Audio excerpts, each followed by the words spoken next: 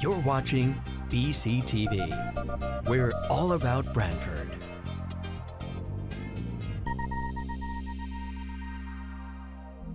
You're watching BCTV, Branford Government Television, a service of Branford Community Television. This program is brought to you in part through the support of the town of Branford.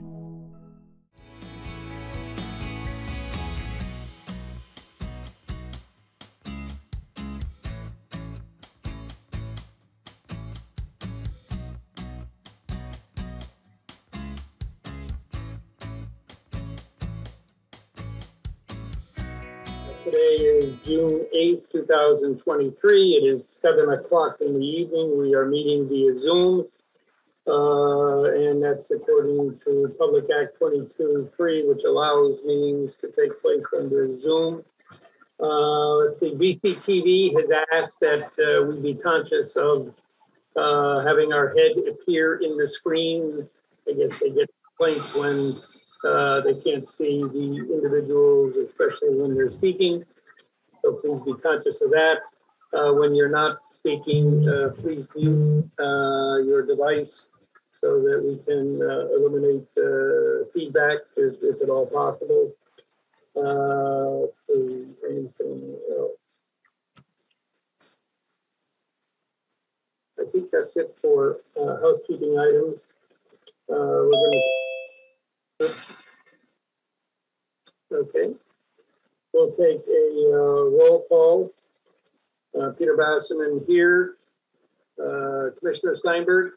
Commissioner Steinberg here. Commissioner Meinson. Commissioner Meinson here. Commissioner Boda. Commissioner Boda present. Commissioner Ormond. Commissioner Ormrath present. I don't see anyone else of the commissioners on my screen. So did I get everyone? Thank you. All right. First up, we have minutes for approval. Staff, you want to roll call yourself? Amy Frederick, inland wetland agent. Katie Blanchett, inland wetland associate. Now we have it. And I'll just make a quick announcement. We do have a new commissioner, Commissioner Goklowski. I think he's going to be joining us, but I don't think he's here yet. Great. Remind me to seat him when he arrives, Jamie. Oh, he's entering now.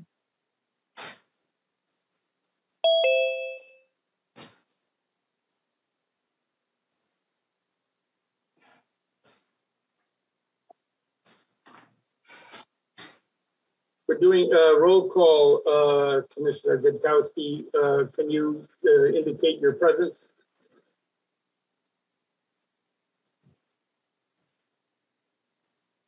Let's see, I don't think he's muted.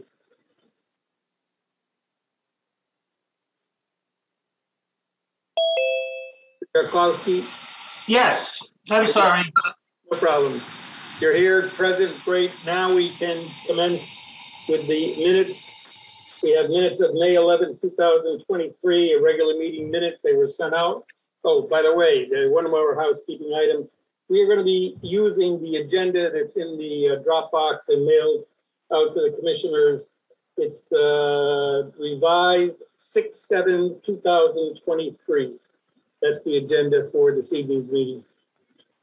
Back to the minutes for approval. We have the regular meeting minutes of May 11th. They were mailed out and they're in the Dropbox. Is there a motion to approve those minutes?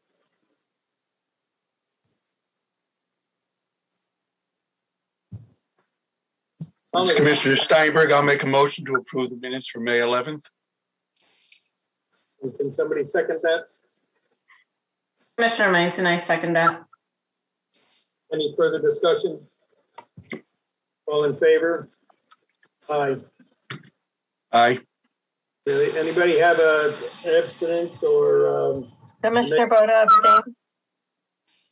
any no's? Okay. You got that, Katie? I do, thank you. All right, next up. I see a hand raised. I don't know if it has to pertain to the minutes or if it's an accidental button press.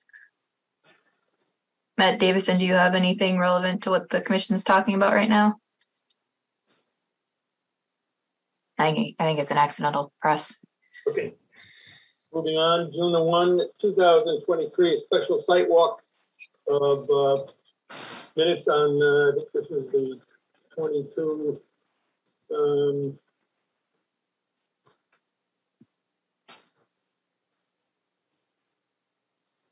22 School Street sidewalk. Is there a motion to approve those minutes? Did I see Commissioner Gutkowski raise his hand? Yes. Okay. Is there a second? Commissioner Maiton, I second that. Any further discussion? Any amendments to those minutes? Recording in progress. Okay. Anybody want to abstain from this vote? Commissioner Boda, I abstain. Anybody a no on this? Right, minutes are approved.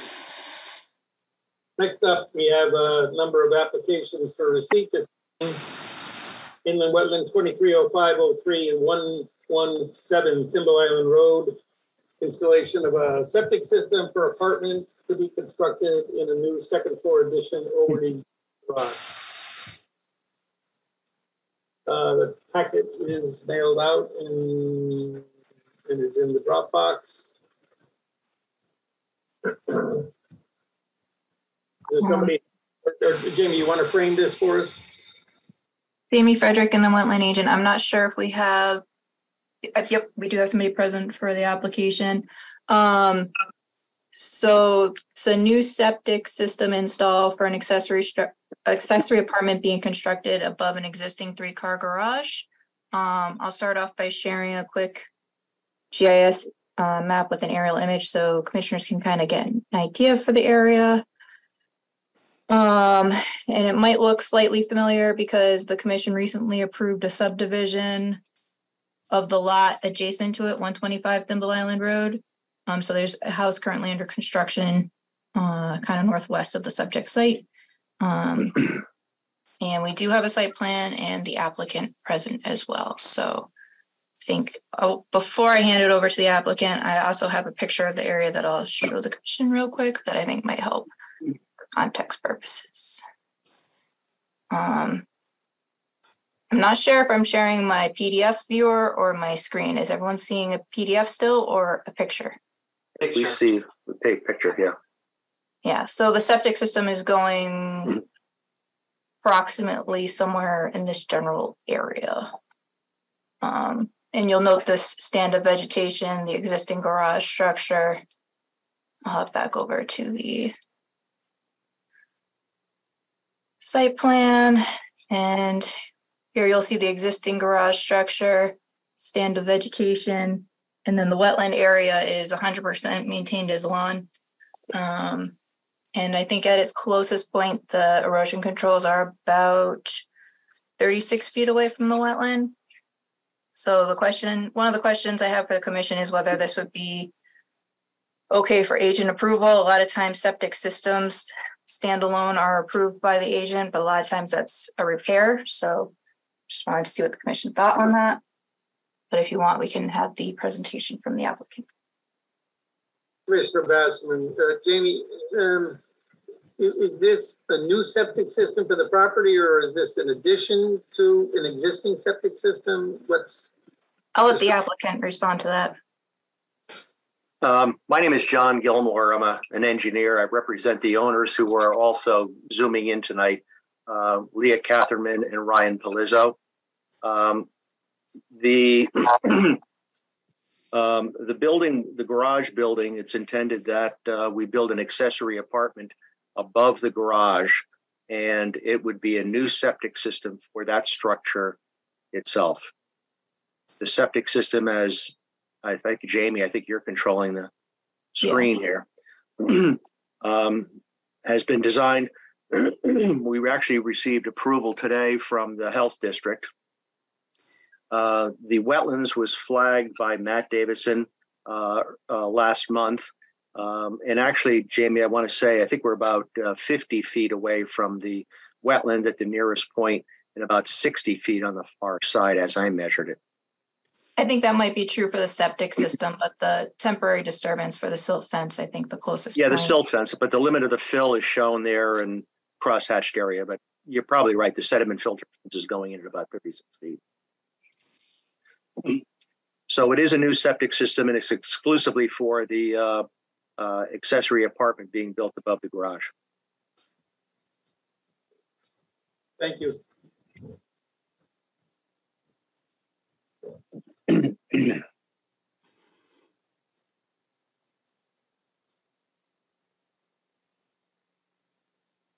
Question for the, this is Commissioner Bassman, question for the commission.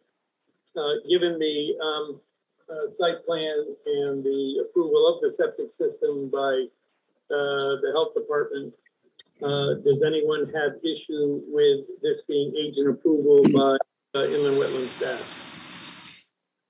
This is Commissioner Boda. I don't have an issue with it unless, Jamie, something comes up in the course of it, your walkthrough. I think given its current state and the health department, I think agent approval makes sense. Mr. Steinberg, I agree. Commissioner Bassman, Jamie, do we need a vote on this agent approval or was consensus? We've been okay with general consensus. I do have a couple of questions out to other departments. And if I need any more information, I'll reach out to the applicant. And if anything unexpected comes up, then I'll bring it back to the commission. Otherwise, I'll process it.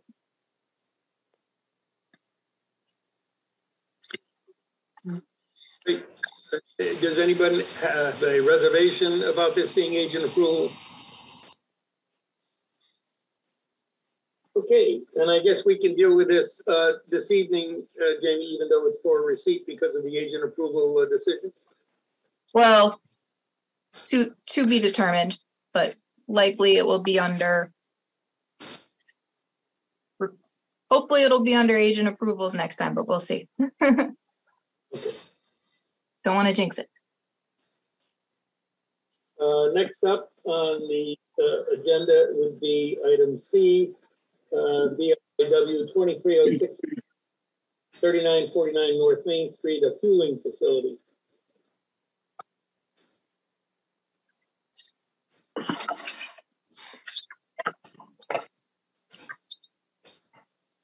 All right, I believe that we have the town engineer present to give a brief overview if the commission would like. I'll start off by pulling up the site plan.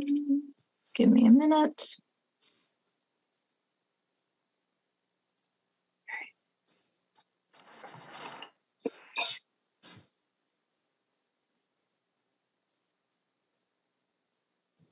I'm gonna actually jump over and start with a GIS map. So this is fire station headquarters off of North Main Street. And they're looking to do activity kind of in this back corner by the back driveway. And you can see that there's a small wetland area near that area, and then there's wetlands associated over where the stormwater management is and across the street, but drains kind of southwest ultimately. So this is existing conditions with that rear driveway. And this is kind of just a demo plan of what's going to be modified. It includes the double row of silt fence erosion control is called for, an anti-tracking pad. And then the revised driveway access to accommodate traffic for using the fueling station and the fueling station and storage tank itself.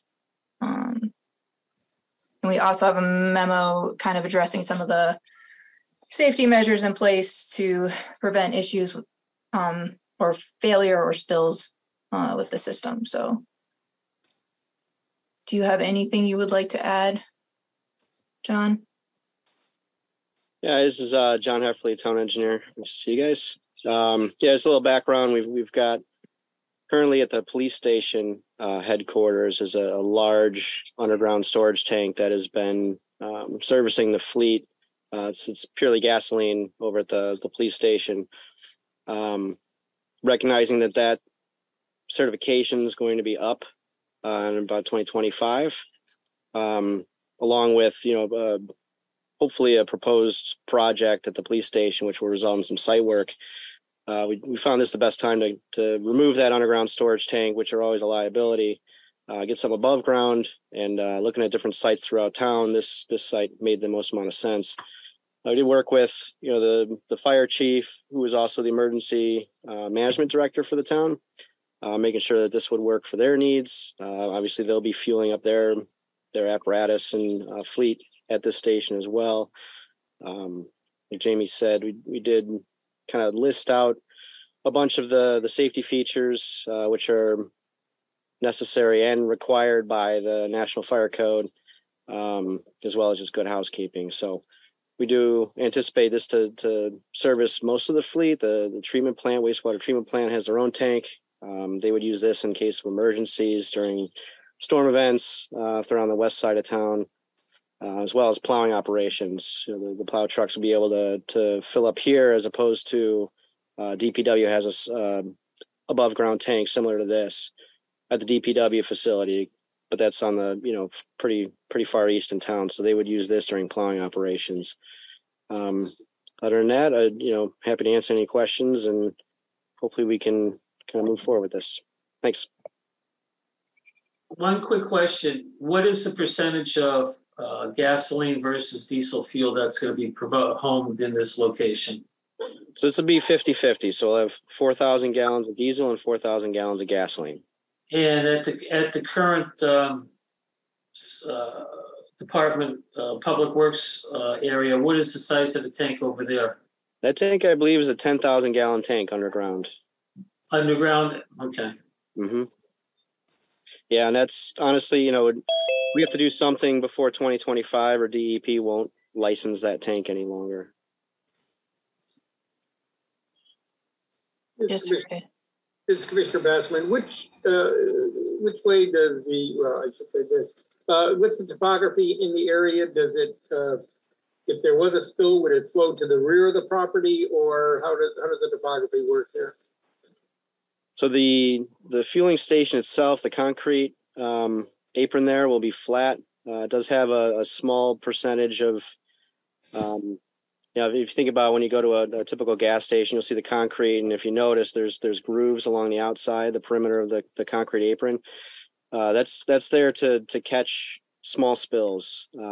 Someone attending the fuel pump may overflow. That will get caught in those grooves. Any major spills, since this is at the fire station, they are the first responders who get called out to spills. There's emergency stop buttons, things like that would alert them to come out, and they have all the pigs and things like that are absorbent pads that they would throw into every catch basin. They have the batting to be able to catch everything that spilled off site or off that apron.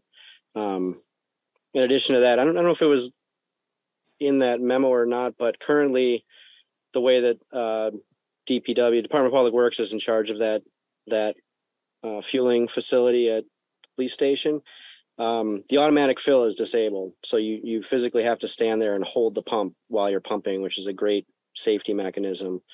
So we don't end up with people walking away from their cars or sitting in their car in the cold, and not realizing that they're overfilling their vehicles.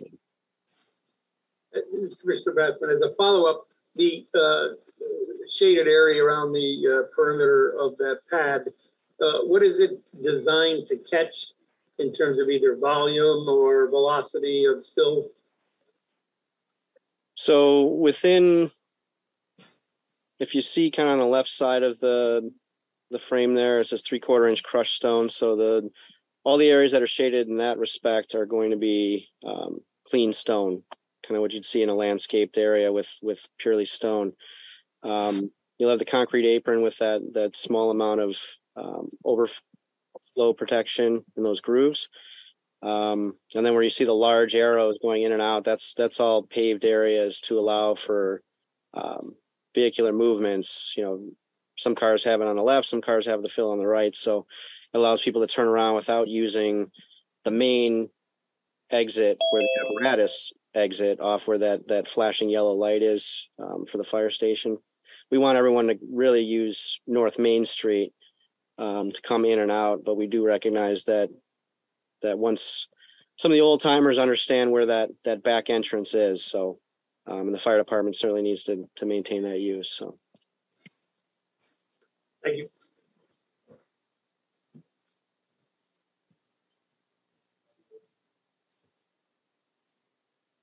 Commissioner Boda, can you talk a little bit more about that fueling area apron? Like, it's being represented by a few lines on. There's a little bit more with the schematics of what that looks like at profile. Can you talk a little bit about that? Yeah, this is John. Commissioner Boda, are you speaking of like the grooves that would be in the concrete? Yeah, I think just some more detail about what is there a depth to that? Is there additional stone that's in there, or is the stone just on that pad where it indicates that there's the 3/4 crushed stone? Yeah, just some additional information, because the 3 lines aren't really telling me much about what that construction looks like. How does it function? Sure. So the crushed stone is there. Just there's no reason to pave that area unless you want stuff to infiltrate anyways. The fueling concrete apron is along the edges where you kind of see all those different lines. Those would be V grooves notched into the concrete. So they're typically maybe 3/4 to an inch deep in a V shape, and you'll have 3 or 4 of them parallel to each other. So any minor spills that you have, say a couple gallons of fuel spill, and they do start flowing along the concrete, they would enter those V grooves, almost like little ditches in the concrete, and be contained that way.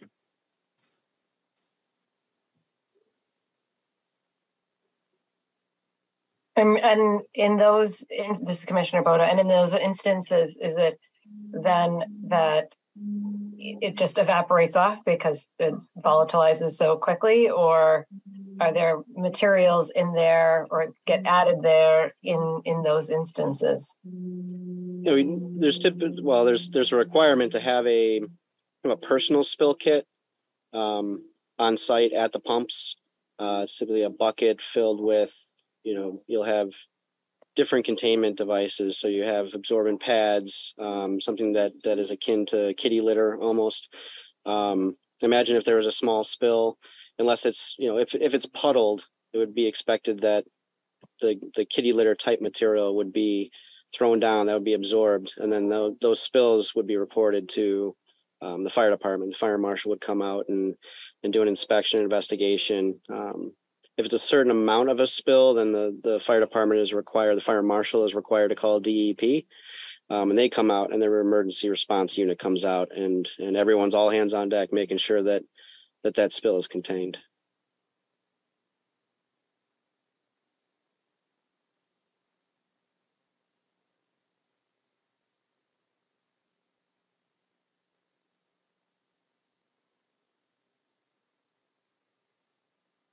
So I'm under the impression that once this tank is built, the tank at the police station will be removed? Yes, this is John. Absolutely. That is 100% what we need to do in order to avoid any trouble with DEP.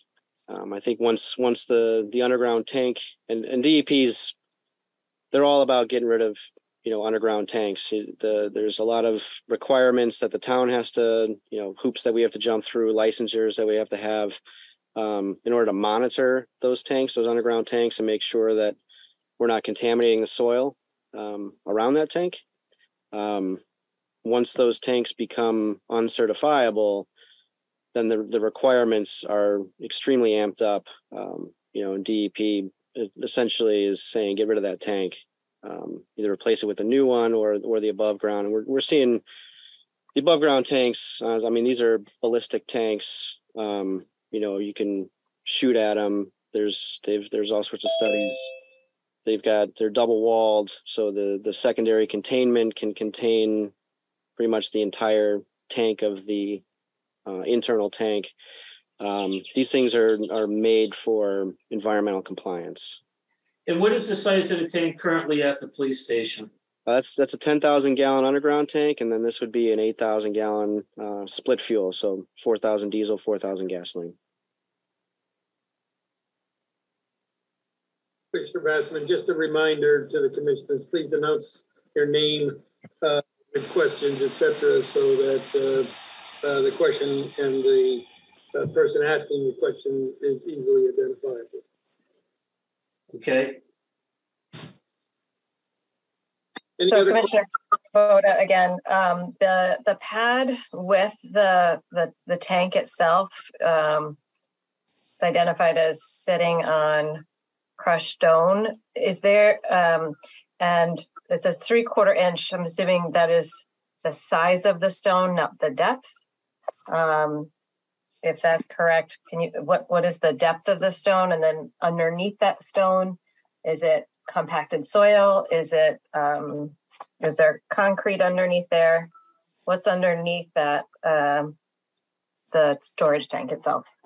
Yeah, this is John, the town engineer. I don't know if Jamie has the detail handy for the stone, but yeah, you're correct. The 3/4 inch stone is the size of the stone. So really the average diameter of the stone. Typically, again, that's really being placed as there's no need to spend the money on a paved surface or anything like that. The tank itself will sit on, it's an engineered foundation, so it's like a concrete pad to be able to hold all the weight of both the tank and the fuel inside. But then all that will be on compacted native soil is what's the underlying soil. I don't think we received a details sheet. Oh, okay, I'm sorry. Wow. Yeah, I don't know the detail offhand. You're probably typically looking at 8 to 12 inches of crushed stone, really just as a walking surface. Again, Commissioner Boda, so it's compacted soil. You said like a concrete to support the tank, then the crushed stone. No, this is John. The concrete is solely underneath the tank, so that's purely. It's just to support the tank. It's not. Right. It's not that entire the area around the tanker. It's just underneath. That's that thinner. Is that represented by that thinner line around the tank, or that's?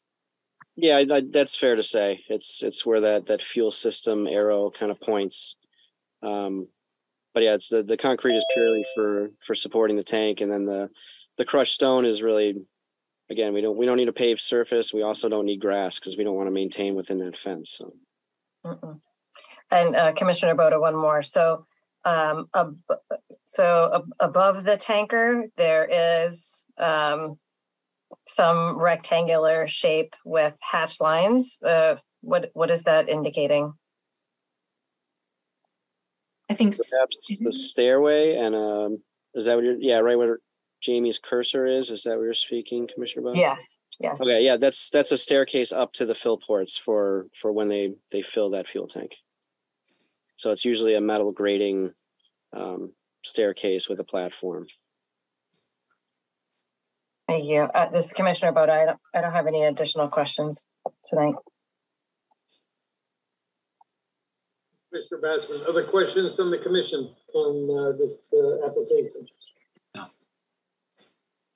Although, sorry, Commissioner Boda, again, just one a comment, which is some of those details that aren't in this in these sheets would be a useful addition for our record keeping purposes. Sure. This is John. I'll send those off to Jamie and for distribution. Jamie Frederick and the wetland agent. I think there was some discussion about timing with this project, and there was a question as to whether or not it could be reviewed administratively. It's sounding like the commission would like to see those detail sheets, but if I could just get the commission's take on that. Well, it's Commissioner Goklowski. I think administratively this should be able to be handled. I mean, I can see that they're taking all the safety precautions right away, and environmentally as well with the crushed stone and the depth of the crushed stone. I believe the town engineer explained it'd be probably about 12 inches base of crushed stone. Yeah, this is John. Don't quote me, but it would be around, anywhere between 8 to 12 inches, I believe. Right. So I mean, even eight inches is sufficient base for that particular area. This is Commissioner Boda. I typically we do our best to work with the town and to move things expeditiously. I do think that, given that the kind of application that we're talking about and the proximity to the wetlands and the need for that additional documentation, that's typically something that would, and historically something that comes back to the commission. The things that we ask our agent to do administratively tend to be not quite as potentially impactful. So I would prefer as a commission that we vote on this as opposed to moving it toward agent approval.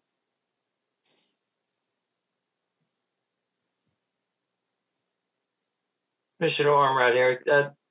John, I got a question about, typically I see these types of ASTs in, a concrete containment structure. And to have the fill ports, are there any precautions if during filling, is there any spill protection there? Or is the only containment sort of inherent in the tank? It's a double walled tank. Are there any more details on that? Yeah, this is John. So this will be, if you're familiar with it, it'll be likely a convault system. So you've got the fills up on top. It does have, outlined in number 2 and 3, at 90%, there's an alarm to the operator of the fueling truck that it's there. 95%, it automatically shuts off. So, it's a positive locked system that they transfer into these tanks.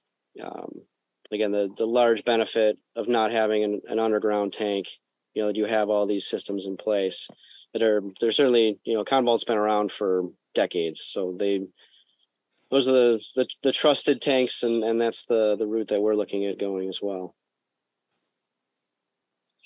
Commissioner Ormrod, thanks, John. And I assume they have all their tank inspection protocols in place for these types of systems as well, just to ensure integrity over the years.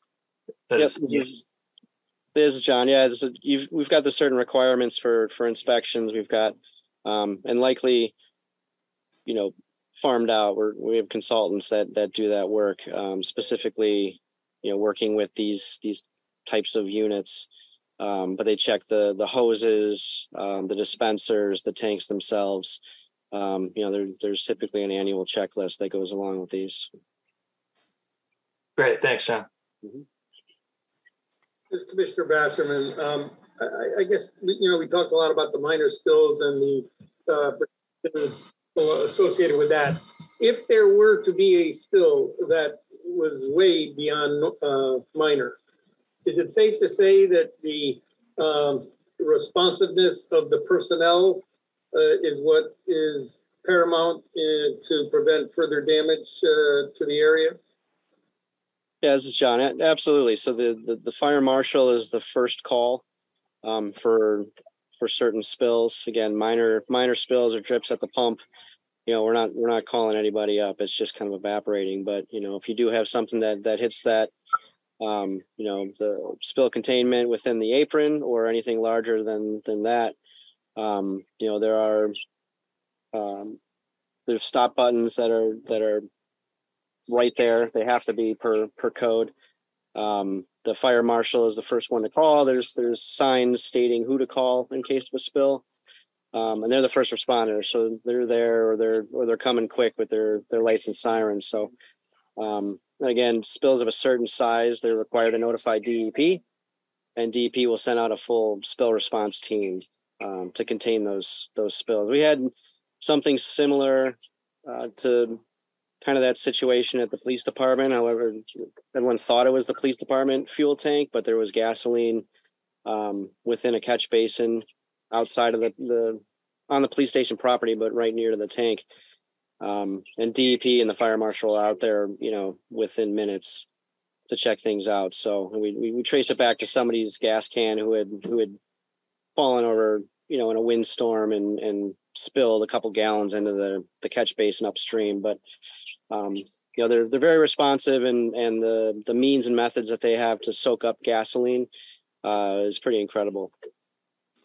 Follow-up question, Commissioner Bassman. If this happened at 2 a.m. in the morning and a mechanical failure, and it was more than a minor spill, are there personnel on site that will respond for that spill, or are we at somewhat risk when it happens in the? There's always a risk, this is John, that if someone doesn't report it. However, it is monitored 24/7. It has to be monitored through CCTV. But then the fire department, of course, is that fire headquarters is manned 24/7. So thank you. I guess, Mr. Bassman, again, I'll support Commissioner Boda's comment that this actually be a voted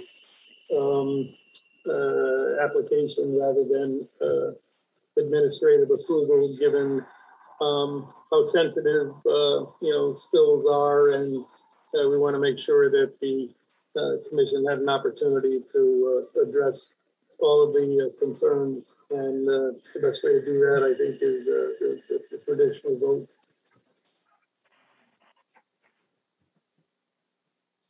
Any other comments from the commission regarding this application? This is, if commissioners feel that that this should be administratively approved rather than a formal vote. I'd say there clearly isn't a general consensus in the affirmative that it should be agent approval, so it should be continued to the next meeting. Okay. Good. Anything else on this, Jamie? I'll make sure we get those materials out to the commission as soon as we receive them. Mm-hmm. Okay. Thanks, everybody. Next up, we have BRIW 230602 185 Damascus Road. Exterior site improvements to Branford Falls Intermediate School, and I believe that material was mailed out, and I know I received mine today. Jamie, can you frame the application? So the application came in this week. I have some familiarity with what's being proposed, but I honestly have not had a chance to look at the application materials. But I know that we have somebody from the engineering firm present that could maybe give you a brief overview if you would like. Excuse me for a moment. This is Commissioner Boda. I'm going to recuse myself as I work for the district. So I will turn my camera off and disappear until this item is. Anybody else need to recuse themselves? Okay. How about a brief overview, Jamie? I'll hand it over to the applicant team. Okay. Good evening. My name is Dominic Selcherda with BL Companies. We're out of 355 Research Parkway, Meriden, Connecticut. I'm the senior landscape architect and project manager for this project. I don't know if we can, Jamie, if we can pull up a site plan. Sure. To familiarize everybody. The school was obviously renovated and was completed. The school renovations back in 2021. They addressed a lot of the site in terms of safety, security, parking, and circulation. This project is going to address the outdoor areas of the site, and we're going to a specific focus on these renovations is physical education, athletic fields, outdoor recess, and environmental enrichment. We also want to provide universal accessibility to the outdoor program areas and adjacent parking lot areas. We're going to remove unnecessary outdoor program elements and add outdoor elements that can enhance the educational and recreational experience, not only for the students and faculty of the middle school, but also for the community as a whole. On your screen, you're going to see the site plan. On the right-hand side of the screen is Damascus Road. So north is to your right, just to orient you. And on the bottom of the screen, you see a portion of the school where the pool is, in the back parking lot. This project is going to replace the existing swing play structures. There's 18 swings out there right now. We're going to move them away from the wetland areas and renovate them to be accessible and inclusive. We're going to remove the existing aerial rope course that sits on the far left-hand side of the site, down below your hand, a little right in there. That's been outdated and no longer necessary for program element. We're also going to be removing the baseball diamond, which is to the upper left-hand side. That program is not going to no longer be used in the area. We are going to renovate the two existing turf grass fields into synthetic fields with lighting and seating. We want to replace the multiple surface existing running track with a 3-lane walking loop that will surround the fields, provide a seasonal restroom area, enhance the buffer between the use areas and the wetland. Currently, the wetland runs all the way around the site and the existing field areas kind of come right up to the wetland flagging. We want to provide a buffer area. Within that buffer area, we want to naturalize that buffer. We also want to provide rain gardens for bioretention, as well as pollinator gardens that can introduce some environmental aspects to the plan. And furthermore, we want to provide some environmental education in an outdoor classroom. So these are kind of hard to read in terms of black and white. We'll have color ones produced within the week that'll be sent out. Essentially, we balance the existing program elements by removing 2 of the program elements and then enhance the rest of the program elements throughout the site.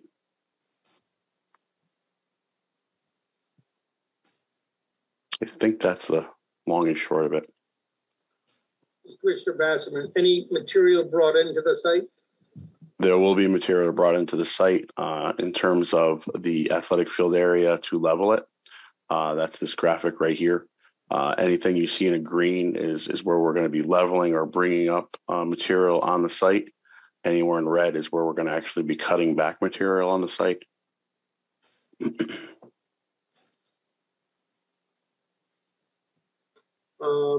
And the synthetic grass, Commissioner Basserman, the synthetic grass, is that applied anywhere else on fields, or is this a new material?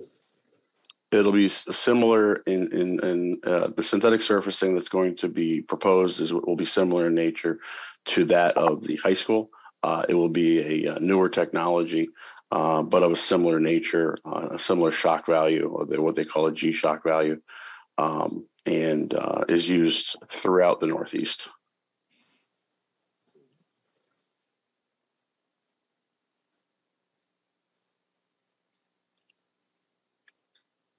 And Commissioner Basserman, your closest approach to the wetland is bottom left, as I look at the green area?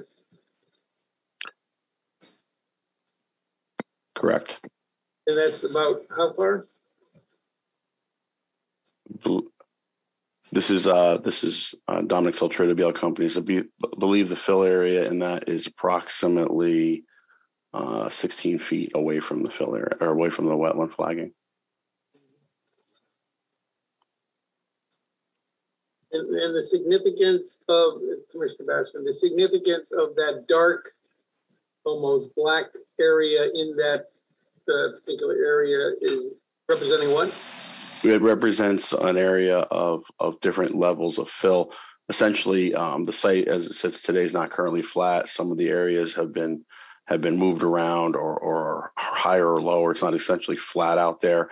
And in you're in the ropes course area. So that area, there's some undulation for some of those rope type activities where there might be a sand base that has to be removed and infilled and the like. The area near the football field or on the right-hand side, for instance, that darker black, those are your bigger fill areas. That's that area right around the track. If you're familiar with the site, it's a really shallow dip in that area. So it actually lowers a lot even along the track in that area, and it kind of crowns up to the football field. So we'll be filling that back in. Essentially, the way that the synthetic surfaces are going to be adjusted, they're going to have, you can design them flat. They're going to have about 0.5% pitch from this lower area you see filled, pitching away towards the top of the screen across both existing field locations.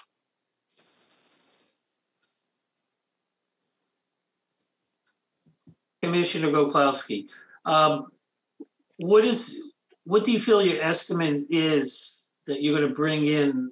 What type of material you're going to bring in to level off the fields? Essentially, what we're going to do is we're going to peel back the existing topsoil in just the field areas. It's our intent to obviously try to leave the buffers alone, and we're just going to overseed some of those areas. We do have to build some temporary sedimentation basins as well that are shown on the S&E plan. Once we peel back that layer, our borings indicate this area was indeed a fill area.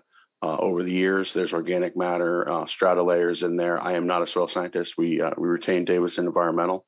His report's forthcoming. But what we plan on doing is pulling back that topsoil layer, compacting that area, and then building up based off of, we've retained the services of Down to Earth Consulting Geotechnical, and they're working with us on our layerage in there. We're going to install geotextile fabric after compaction of subbase, and then we'll be building up with different size stone as we come up through that area. So most of the fill that comes on underneath the synthetic portion of the field will be stone. Those diagonal angles you see on there are the drainage galleys that'll be installed right at the geotextile layer, and then we'll build up with a bigger stone, and then on top of that bigger stone, we'll put a smaller stone, and then obviously apply the synthetic carpet on top of that. Thank you. This is Commissioner Basserman again. Temporary stockpiles on site? Yes, we anticipate, if you imagine, if you know that existing field on the bottom, you can see a circle right in the middle of that field for a soccer circle, right? And keep going to the right a little more. Right about there, we anticipate a stockpile area there. Again, since we are hauling away the topsoil area, we'll be retaining topsoil for a broadcaster along the site, but it is going to be a fill condition for a majority of the site. So we will have a small topsoil stockpile area within the confines away from the wetland areas. We anticipate most of it coming in and going right into the fill conditions. Thank you. Well, this is Commissioner Ormrod here. Mr. Saltruda, you brought up Down to Earth Consulting. I was looking at some of the boring logs they provided, and there does indeed to be some impacted material. Do we have analyticals on that? Are there any characteristics on one even noted petroleum odor? Do we have any additional information on the nature of that material and the distribution of it? Since we performed the borings, and I won't speak for him, the boring report will be delivered as well to you as well on that one. In terms of any sort of environmental testing that was done, there is no environmental testing that has been performed for this project. I can ask that question to them and get an answer back on that. We know that there's organics below the surface. You will get odors, especially with decomposition. We've spoken to the representatives of the town in terms of the only concern that was out there in terms of geotechnical was differential settlement of the field itself over time. We have tied that direct comment to the warranties for any sort of carpeting, because we're basically providing a cap to anything in this area anyway with this field in terms of it's basically 12 to 18 inches it'll be 12 inches of a cap. So the only issue that we foresee is some small settlement in the field itself. We don't anticipate that for 8 to 10 years, which is outside the warranty life for the carpet. Doesn't answer your question per se, but there is no environmental testing that was done on those samples. Okay, thank you. Yeah, my concern was if there's being earthwork done, and those impacted soils are being disturbed, is there a management plan? Like, are they going to be stockpiled somewhere, or is that, We call for a stockpile in the area.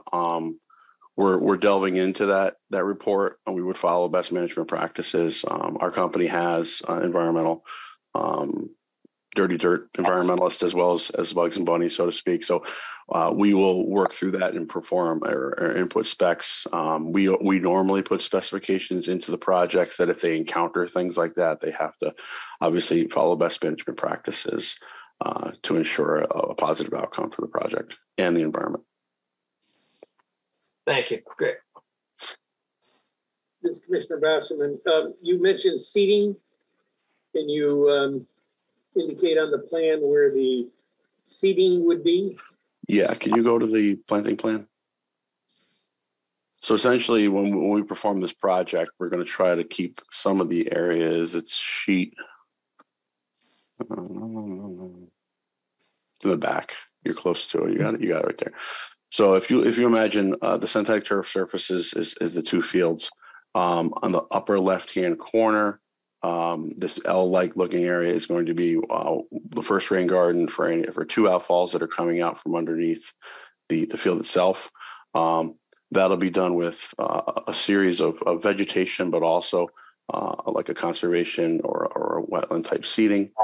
The areas that are currently turf all the way around the field that you see all the slight stippling around, those are all going to be, if we haven't disturbed some of the grass there, we're going to leave it in place and overseed it with conservation type upland mixes.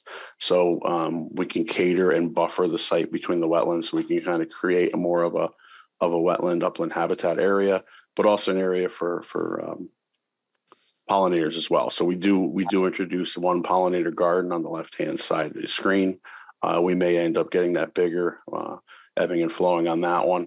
And then on the right-hand side, since we relocated the existing basketball courts, and if you notice, what we did was we tried to utilize some of the hard surface that was up top as transition areas. One thing so there's no walkways. You have to walk through the court to get to the walkway around the existing softball field.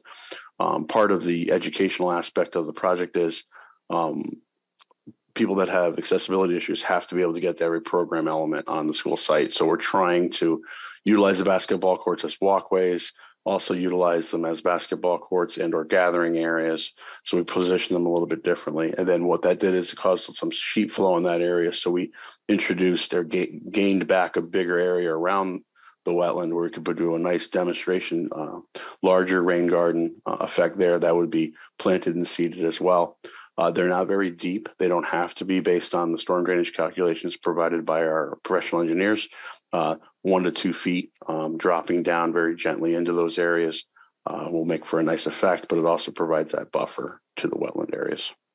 I'm sorry, something was lost in translation, and I take responsibility for that. I meant SEAT. Oh, seeding. I'm sorry. I thought you said seeding. Seeding. Yeah. What we tried to do was provide. We didn't want to push the footprint of the fields out too far, but on either end of the field, there are small bleacher areas that are provided for spectating, for any sort of events that we envision that the school may have, be it a walkathon or an outdoor field day on these things where there's some seating. Bottom left, I don't know if you can bring the cursor over. There's 2 bleacher areas. These are more or less like 4 bench high bleachers, ones that we don't have to have a lot of safety factor for, but we did provide some accessible zones on either side of them. And then we're going to have some inclusion zones. There's another set of them to the top, which is a little masked by some of the planting. I apologize, Commissioner. My pronunciation was not clear. Just a follow-up question to that. None of these then would require the public to walk on turf. They're all the flat walkways to get to the bleachers. Yes. What happens is everything is going to be accessible in terms of making sure that someone who is of limited means in terms of mobility can get down to these areas. We've got one coming out of the pool area, and then we've revised one that comes out of the parking lot, 2 entrance areas, and then completely surrounding the field is a walking loop and or track that takes on right there. And then there's a track all the way, a 3-lane track that goes all the way around the field so people can get to those seating areas. It also dubs as a cardiac loop for people who want to go walking. And then on the right-hand side, you see some lines. That's the 100-yard dash for the children in the school, but they can also do their national fitness along this path as well. Thank you very much. Anybody else? No. All righty. Well, I guess some material will be coming in over the course of the next month, and we'll see you again, I guess, in a month. Thank you very much for your time. Thank you. All right, next up, inland wetland 230603, 282 Pine Orchard Road. Removal of some diseased landscaping and debris.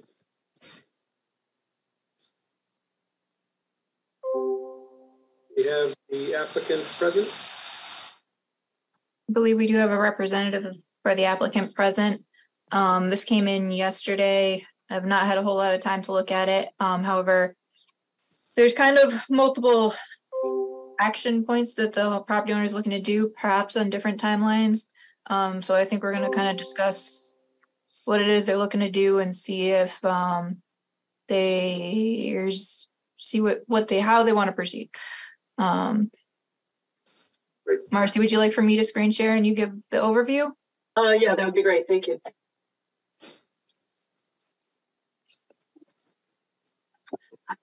Hi, my name is Marcy Paluzzi. I'm a landscape architect. I work for myself at the firm MTP Designs. The first sheet is the as-built for a new home by Fennis Engineering. That is the extent of the entire property and the new home that was built there. So the entire home, driveway, patio, and such is completely outside the 100-year flood limit. The reason we've come to you today is really as we developed the patio area in back, we wanted to set a course for create a backyard for their dog, which is a large golden retriever, and really set a fence line so that we'd had a clear demarcation in the upland review area with what we were dealing with.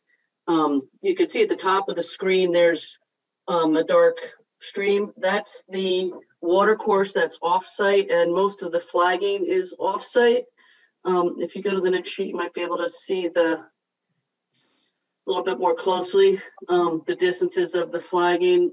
We worked to try to demarcate what's going on there, and we basically created a phase line. At the bottom, under phase 1, you can see that's where the 100-year flood line is. There's a current topsoil pile that's right there with silk fencing now. And it's a little hard to see, but there's 2 large, really diseased evergreens that are overgrown. And just behind it is what used to be, I guess, a grapevines with some metal fencing. And then to the right, there's 2 very large trees that are diseased and invaded with various plants. So their original scope was to really just try to clear that out so that there was some space off the patio for the dog to run. Beyond where we're going to be proposing the fence is a stand of diseased, well, we're not sure how diseased it is, but we believe they're hemlocks. There's definitely some pruning that needs to happen. That other dark area is an area where old landscape debris was, left. And, we just want things cleaned out for the most part. Towards the middle of the site, we've got a lot of ground covers, everything from Pachysandra, English ivy, buttercup, which is invasive. We've got, I've measured off and selected some small trees which are starting to come up and tried to label those, but to the left and back of that Norway maple is some Norway sucker plants And that shaded area is a whole area of really Rosa rugosa, wild privet, a lot of things that we really can't even get into to see. And then at the top of the screen by E is an area of irises and sweet ferns that we very much want to protect, and some ash trees. And then to the right of that is more wild privet and Rosa rugosa.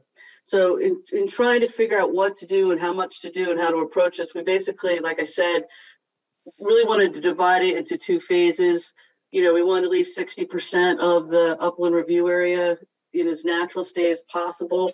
We didn't want to get into it right away because we didn't know what we wanted to plant back. I did start to, sorry about my dog. We did start to put together some plantings that we would like to use, native plantings for the area. If you go to the next page,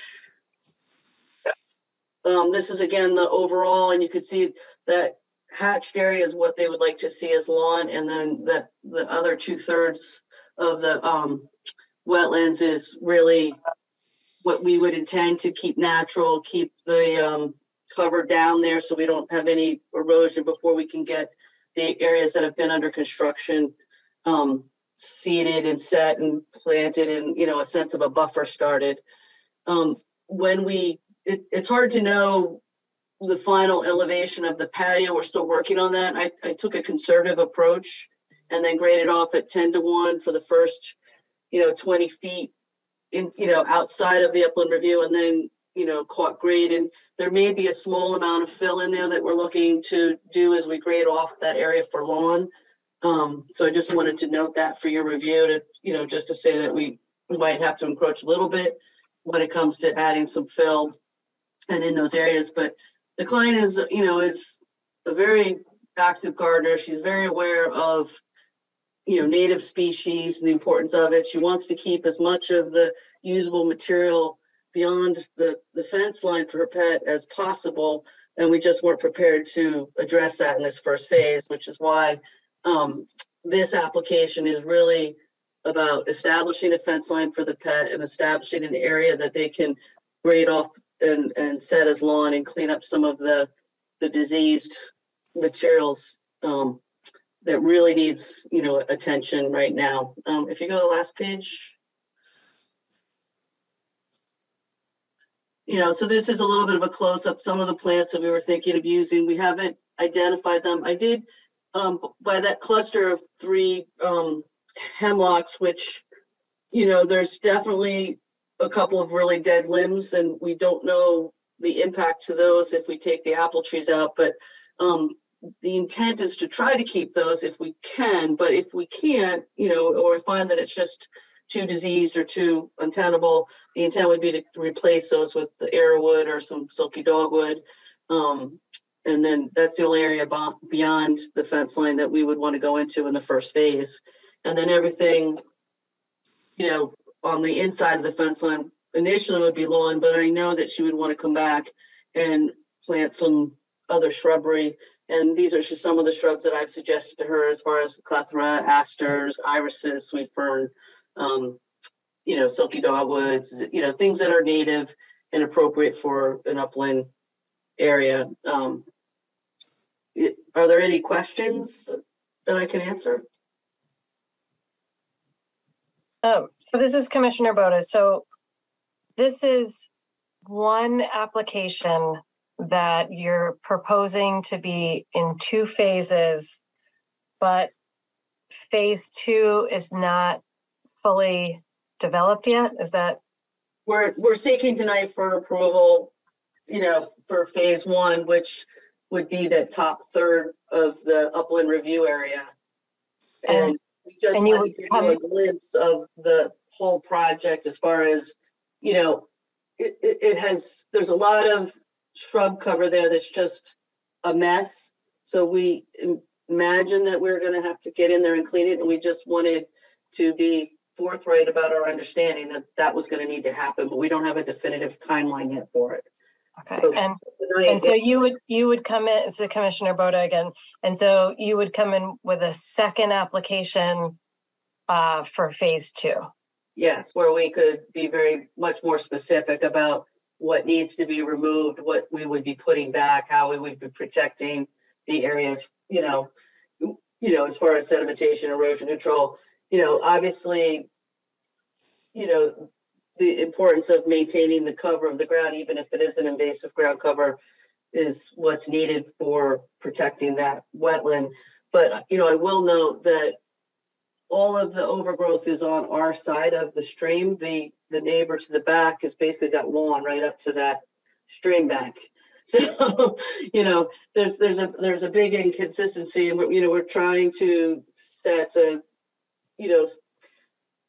good impression as far as doing what's right for upland review areas and, stewardship for the land in terms of creating appropriate plant species for the area and so forth. And that last page is basically, planting details and sequence of work, as well as a sedimentation erosion control plan and so forth.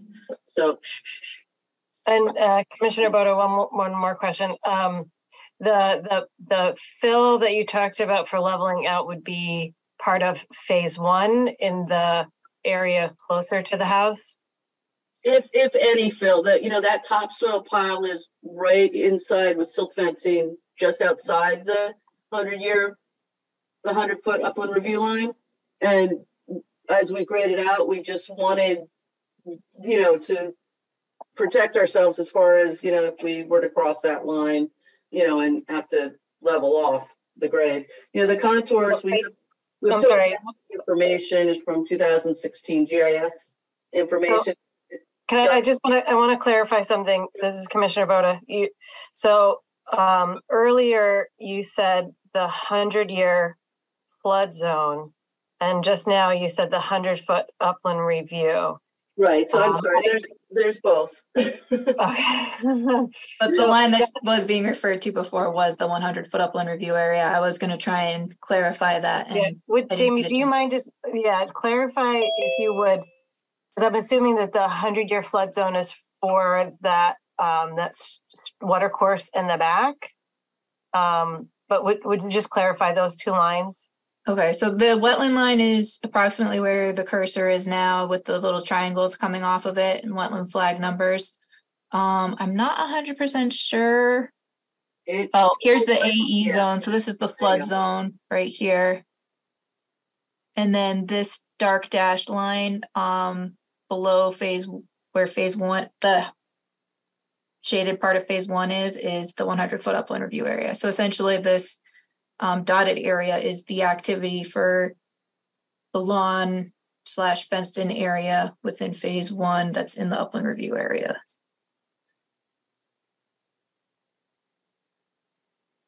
So, and this silt fence here is from the stockpile.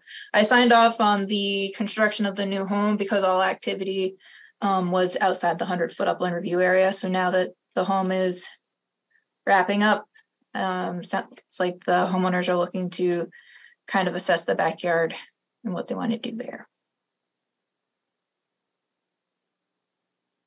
Hi, it's Marcy Plidzy again. The homeowners have a golden retriever, and they're really just looking for a zone that they can fence in so they can let the dog run freely. And they certainly don't want the dog to be running in around the stream or in areas that would impact the wetlands or the upland review area.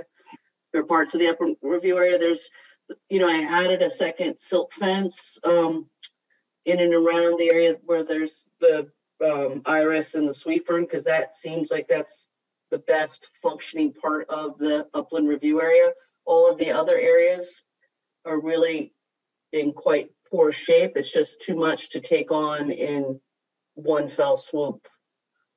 But we wanted to just start to present it tonight so that you were aware of the totality of the project and where we were drawing our limits as far as where a traditional suburban backyard would start and end.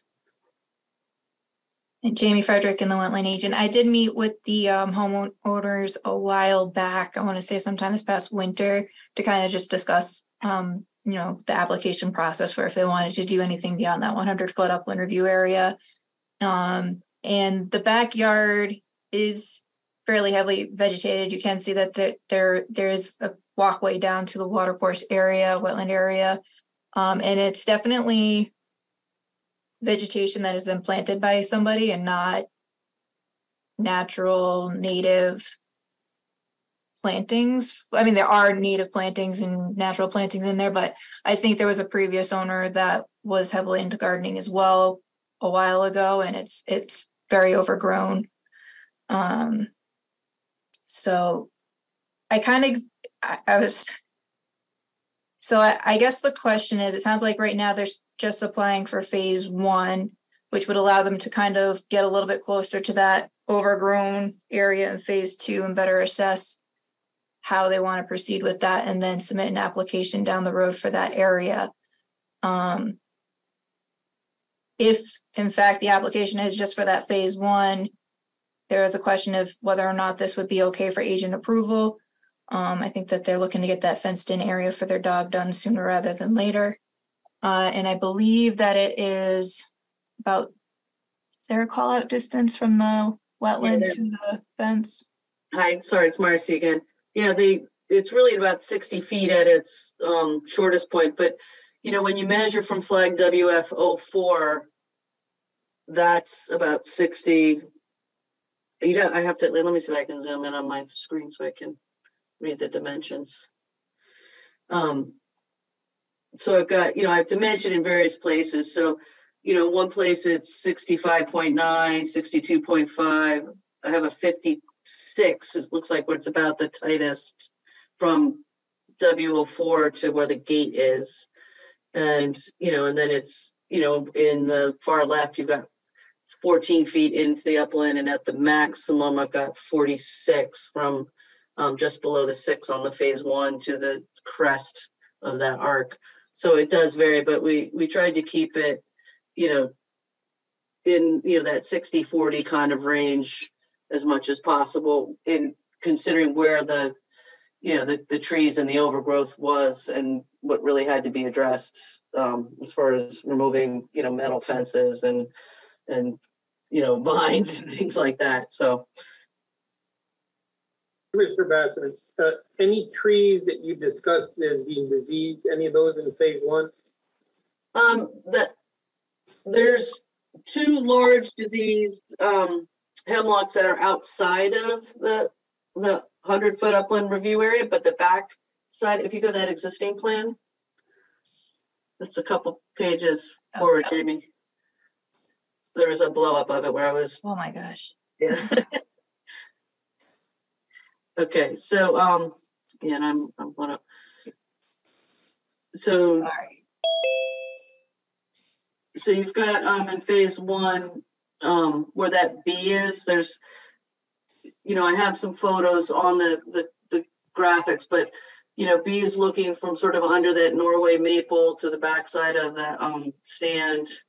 You can see the house on the lower left corner where you've got overgrowth of the grapevines and the diseased hemlock in there, but that's outside of the 100-foot upland review area. But the back side of it is where those grapevines were, and then to the left of the Norway maple, to the really large tree that's right where the B is, that would remain.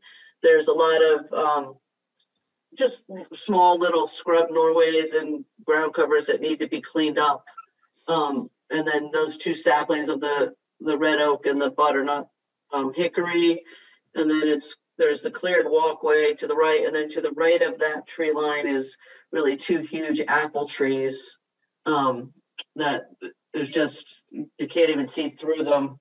But, to remain is, where they want to try to address beyond the fence line is just that stand of hemlock there's one strong vertical spike that's dead, and then another sort of there's a picture of it where it sort of curves out that one dead limb, and then they just want to kind of clear that old landscape debris off to the right. There's that limb, and there's another big dead it's hard to see, but there's another dead limb there, and there's a lot of landscape debris that they just want to get out just in that phase. But right behind that is probably a 25-foot diameter forsythia and quite a bit of wild privet and flora rose. There's still a lot of cover to protect where that wetland line would be as they try to start to clean out that, just that 1/4 of the property a little bit. And like I said, they are looking to try to retain those evergreens, but they just don't know what they're going to find as they start to peel away the onion. And that's why I proposed some of the other 2 species. So just for clarity, this Commissioner Bassman, on the right side that we're looking at where all those circles are, I guess the trees, is there anything that's going to replace them? Or are you saying that there's enough stuff underneath the canopy that will perform the function for the preservation of the soil? So, right. So in front of the dashed circles are the 2 apples. Those would be removed, and there would be lawn in there. But when you cross that AE zone where you've got the 3 evergreens, they're looking to keep those if at all possible. They just want to do some pruning and clear out the vines. And there's quite a big stand of English ivy in there. So the intent is to keep all that. The area where you've got where it's a darker hatch by the F and the G, that's a garbage debris pile of limbs and leaves. And I don't know if there's, I think there was some, concrete blocks and things like that. And they want to get that cleared out. Got it. Thank you. Yeah, but the intent is to try to keep those 3 evergreens as much as possible. And if for some reason they can't, I just proposed a couple of native plants to put in their place if it, and we would certainly talk to Jamie if it is something that we can't keep. Okay, thank you.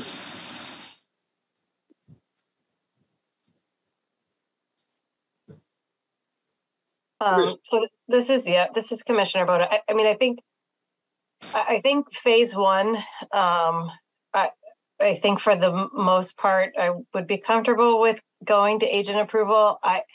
I have some reservations about agent approval for those, like that G and F area. You were just talking about clearing out some of the debris, and I think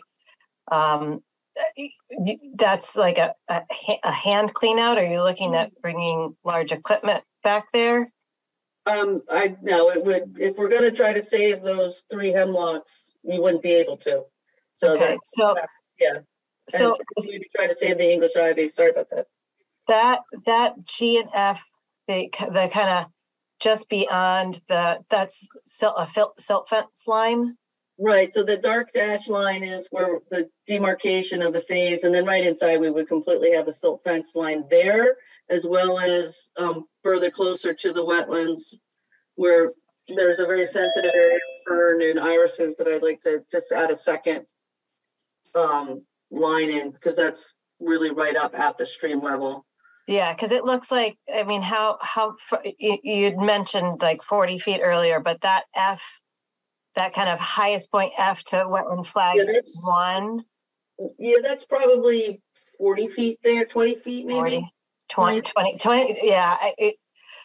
Yeah, so that maybe, I think that area would be my greatest concern in terms of disturbance. But, I think phase 1, given the distance from the wetland and that, you're, some of the work that you're doing is not, we're not going to see loose soil going down the hillside.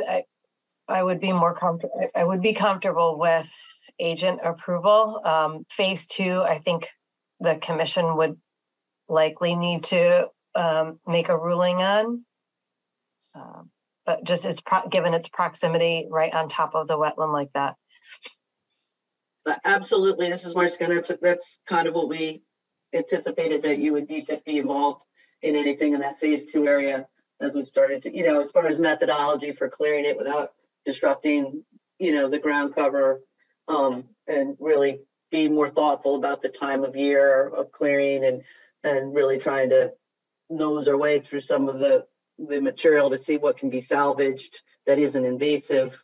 And, and again, just to give you a more clearer methodology for how we would address it. And with the way it's overgrown now, it was impossible to do during this time of year. And they're really trying to get the an area finished so that they can move in and start to live with the property and know what they're living with. Commissioner Goklowski, Marcy, this area where they have the, you say it was like debris. Am I under the impression that was left by previous owners and not the current owner? Yes. Okay, so they want to clean up somebody else's mess, is what you're trying to say to us. Yes, thank you. Okay, thank you.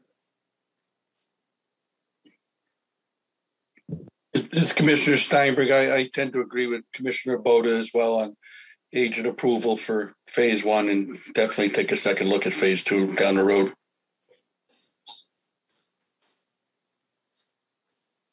All right. Any commissioners have different thoughts? Nope. All right, I'll be in touch with the applicant. Say that again, Jamie. I'm sorry, I missed that. I'll be in touch with the applicant. Yep. Okay, thank you. Application for review, 230304, 34 Oak Hollow Road, detached garage, 24 by 30. Jamie Frederick and the wetland agent. So the commission has reviewed this site plan a couple of times. The commission had requested a perk test be completed and calculations to confirm that the proposed stormwater would function as intended and that it would handle the runoff from the proposed garage area. We have received perk test results. We've received a narrative addressing kind of the thought process as to how they came up with the proposed stormwater system that they're proposing and why alternatives that were suggested at some previous meetings were not ideal for the subject site. And we also received calculations, if I didn't already say that. So just to remind everyone, this is a detached garage accessory structure and associated stormwater improvements. Does the commission want me to screen share any of the new materials or just pull up the site plan for a refresher as to, of course I pulled up the wrong site plan.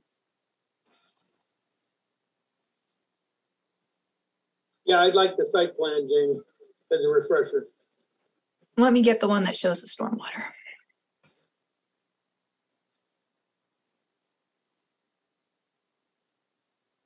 Not that one either.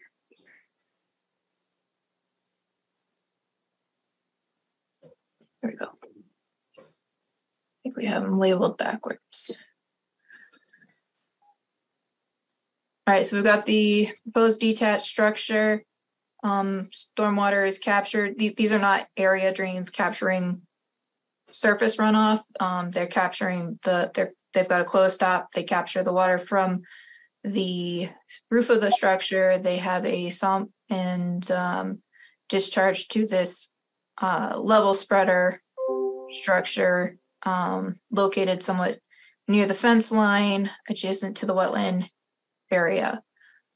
And there is a note, the goal is minimal impact, do not overgrade site.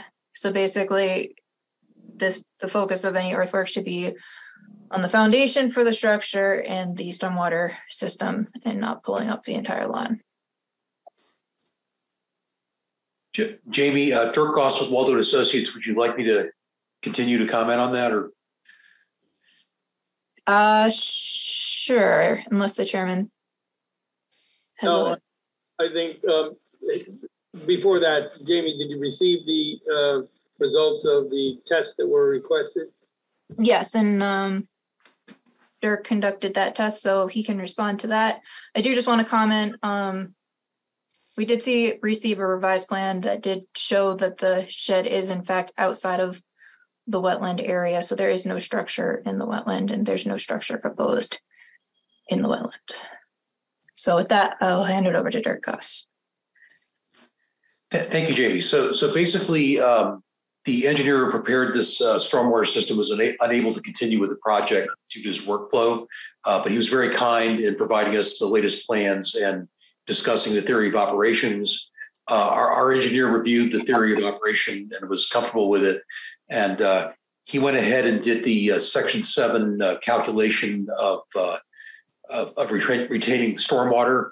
And it appears that in the level spreader, there's sufficient area to retain the first inch of runoff from the garage roof.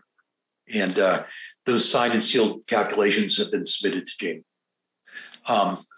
In terms of the perk tests,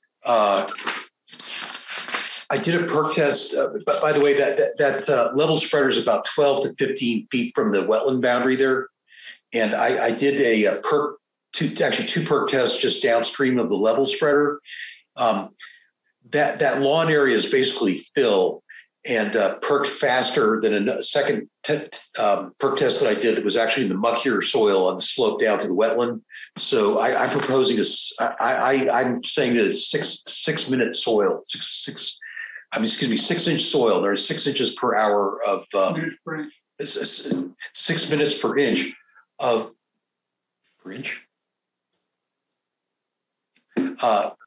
in the perk, and basically I think that's adequate to receive the water from the level spreader. And again, we've established, our engineers established the calculations that the level spreader is adequately sized to receive the runoff.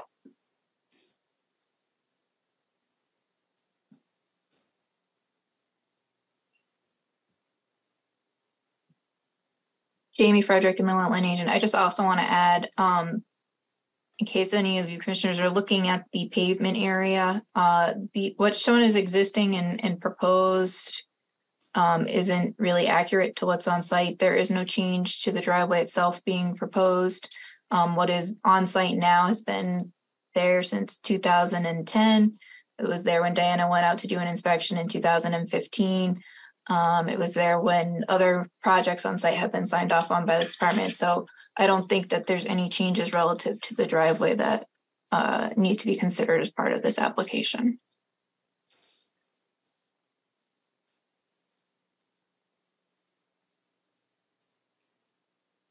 Commissioner Bassman, this is actionable this evening, Jamie? It is, and in fact, it has to be acted upon or an extension requested.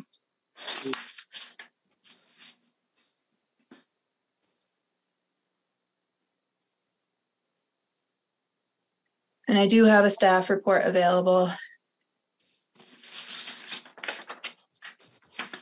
So this is Commissioner Boda. I think, thank you for the perk test and the updated report. I think that, given the location of the discharge, it was important to confirm that the water would be taken in and not just pile up. So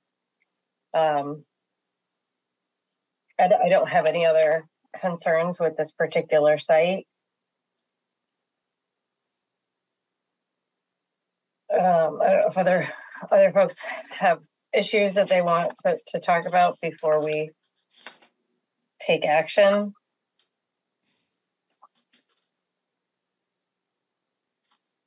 That was Commissioner Ormrod. Yeah, I'm in agreement with you, Commissioner Boda. I think those I appreciate the perk tests and the water quality, stormwater volumes. So those were my only outstanding questions from our prior meeting. Commissioner Bassman, just for clarity purposes, under your staff report, Jamie, item 3 for possible conditions for consideration indicates certification from a qualified PE or land surveyor. Is that the document that you received? No, that would be upon. Let me just read it to make sure it says what I intended it to say. Certification from a qualified PE or land surveyor shall be submitted to the IW agency, documenting that the stormwater system on site is installed consistent with this approval upon completion of install. Yeah, so that's after it's been installed. They would submit documentation to us that it's been installed properly, because it is to be backfilled and it will be lawn over it. And also because I don't feel qualified to confirm that it's installed properly. And also I would have to be available on the day that he's installing it to be able to inspect it. So Our engineer, Rob Sonicson, is willing to function in that role. If Rick.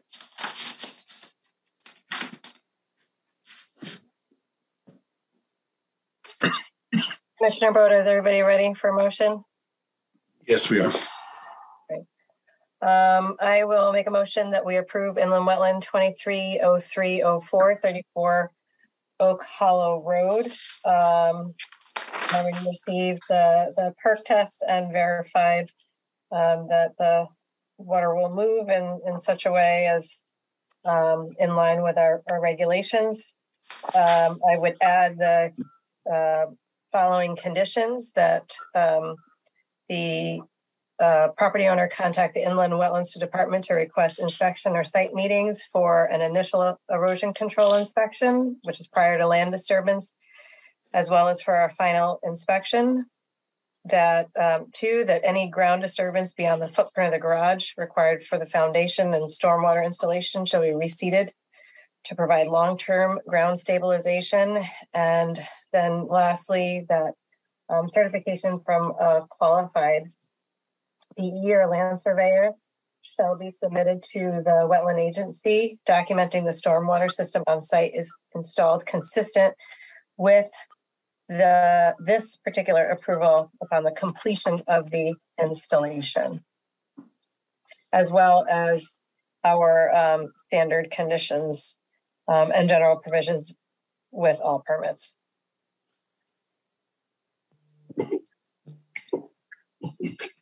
This is Commissioner Steinberg. I'll second that motion. Commissioner Bassett, amendments to that motion? Okay, I guess we need a roll call vote on this.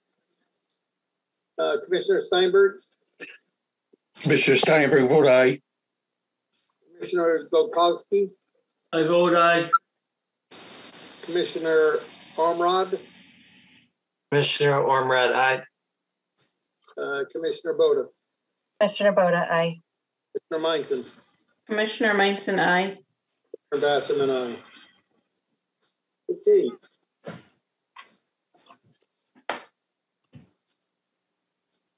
Next up, inland wetland 230501, 22 School Street, residential addition and septic repair. Jamie, could you give me 1 second to adjust the camera? Sure. I was actually going to ask for a 3-minute break so I could get some water. Oh, okay.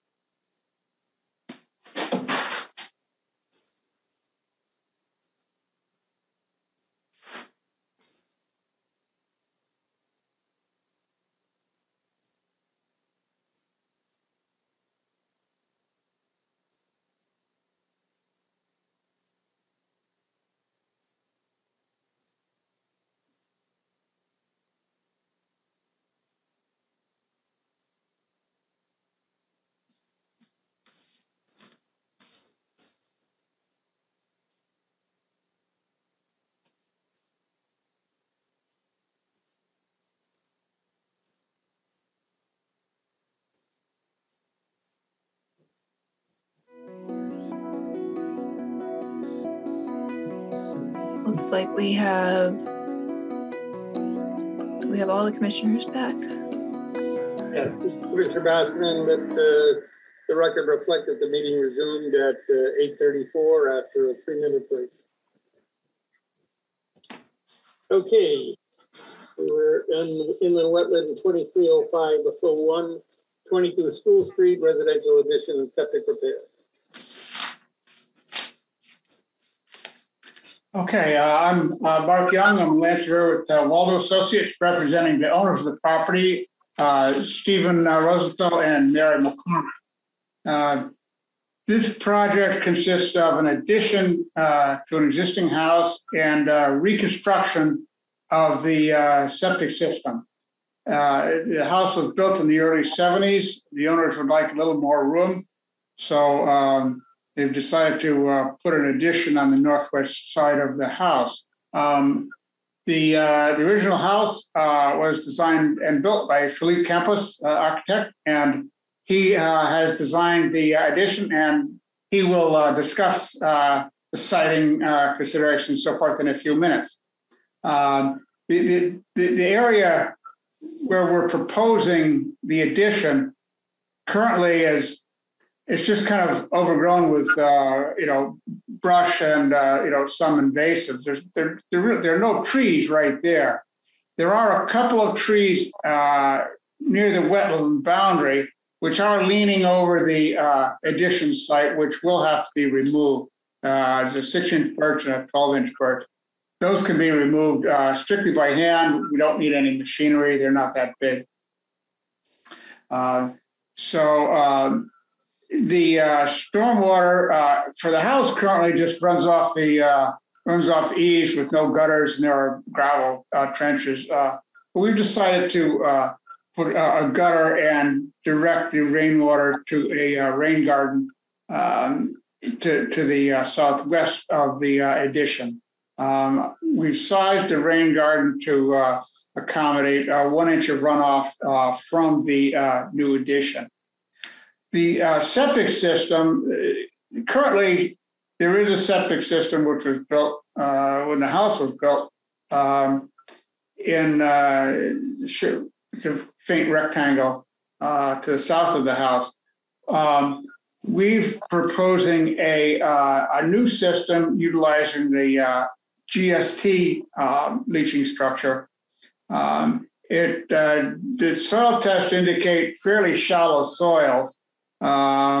Tested 4, I think we got 4 feet, 2 and 3, we only got a couple of feet of soil. So we will have to bring in some select fill in order to raise the leaching field high enough above the ledge rock to achieve the separation required in the health code.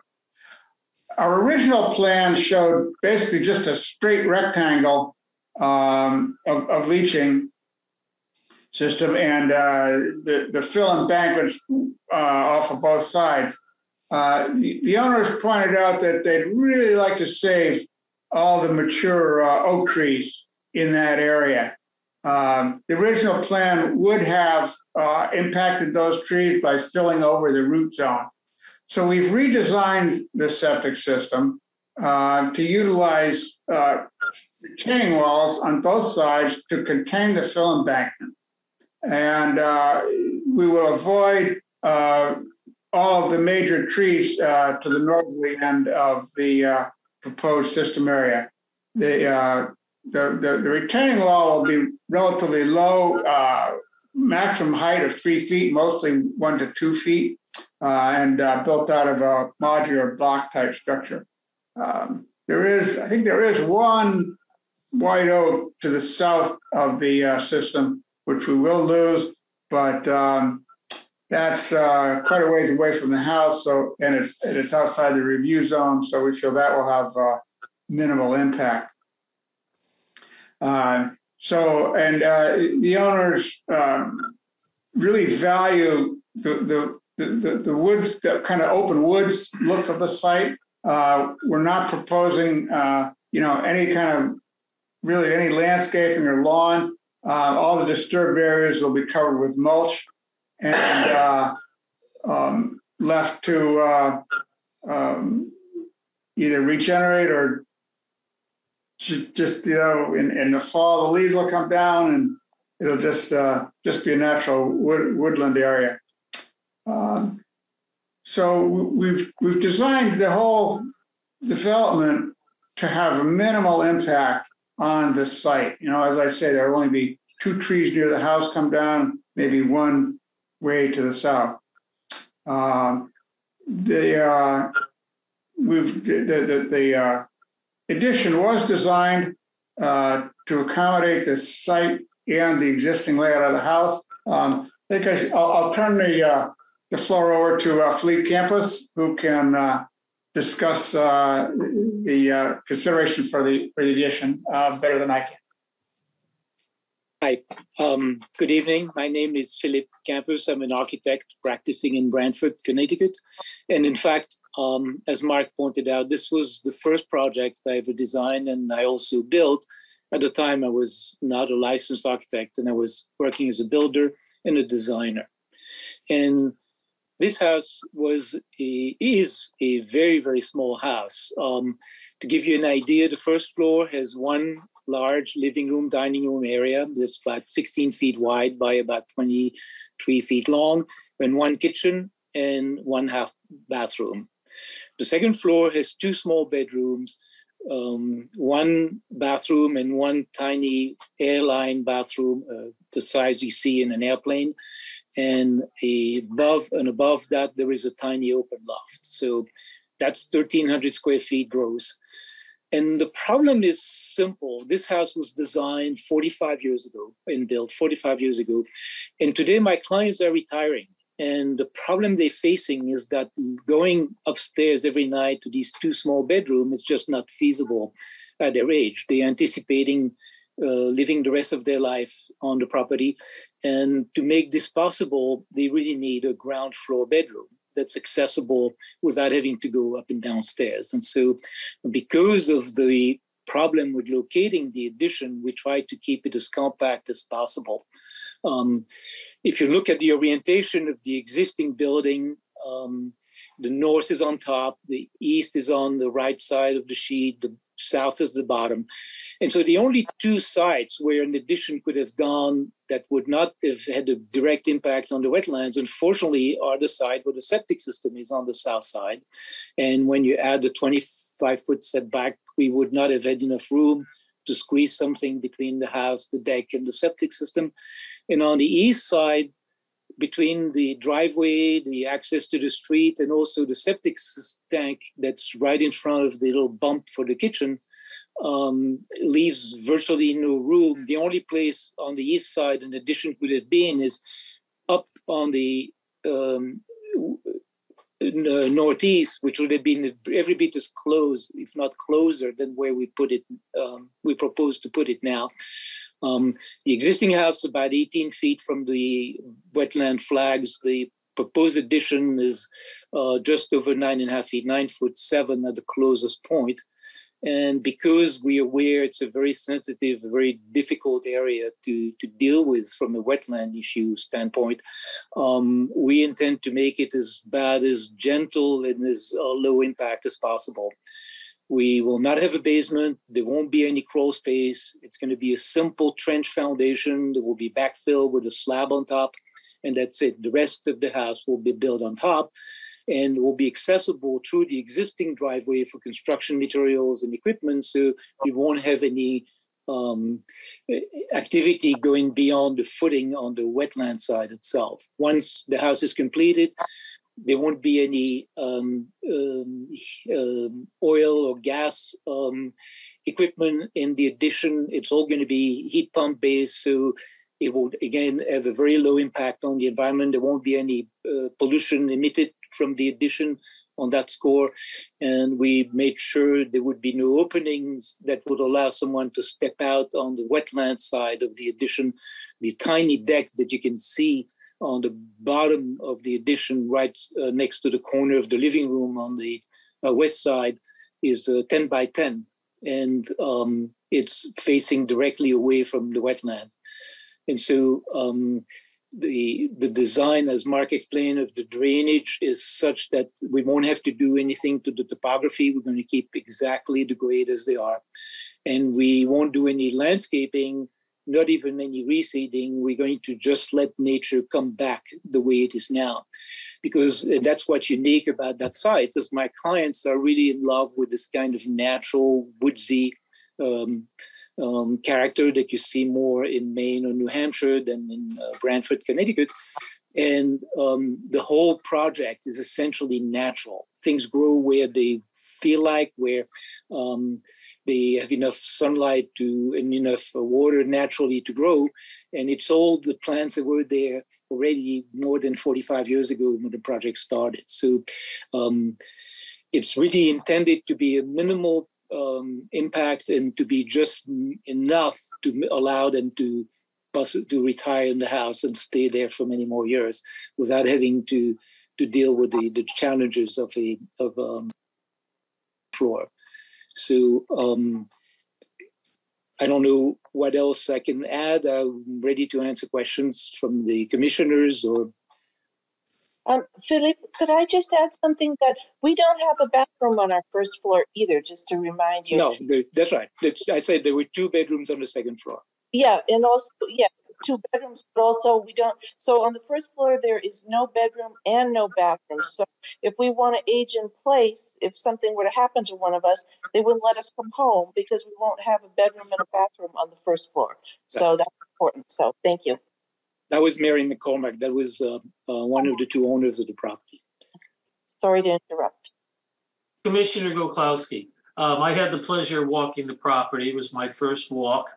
And Mrs. McCormack, your husband, was very clear when we were walking the property that he didn't want to disturb what was there. He says he likes the woods. He wants woods. But my question, the only question I have is what is going to happen to the existing septic system? Mark Young, Waldo Associates. The existing septic system, basically, we're going to leave it where it is, except in the area where the new septic system is going to be sited. We will any of the existing. I believe it's trenches. Yes. So any of those trenches that are under the new system will be excavated, and that material will be trucked off site and replaced with select fill. Some of the trenches extend, out further. We'll just leave them. Any of the trenches that are outside the new system, we'll just leave them there. They'll be, just there. We're not hooked up to anything. Okay, the existing septic tank or septic system, is it just only leaching fields or do they have a tank on premise? Yeah, there is a septic tank roughly where we show the new tank. It actually flows by gravity from that tank to the existing system. Our soil tests indicate that there's shallow lead rock, so it's very likely that system would not meet today's code. And that's one of the major reasons why we have a completely new septic system. We will need a pump to pump the effluent up a little higher. Again, that's to provide separation above the ledge rock to ensure that the effluent is renovated before it gets down to groundwater. What is the actual size of the new addition?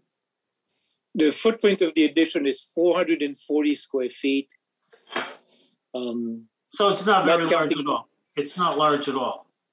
No, it's roughly 20 by 25. It's very modest. Yes, that's right. And we tucked it as far away into the crotch of the existing building L to keep it as far as we could from the existing wetland.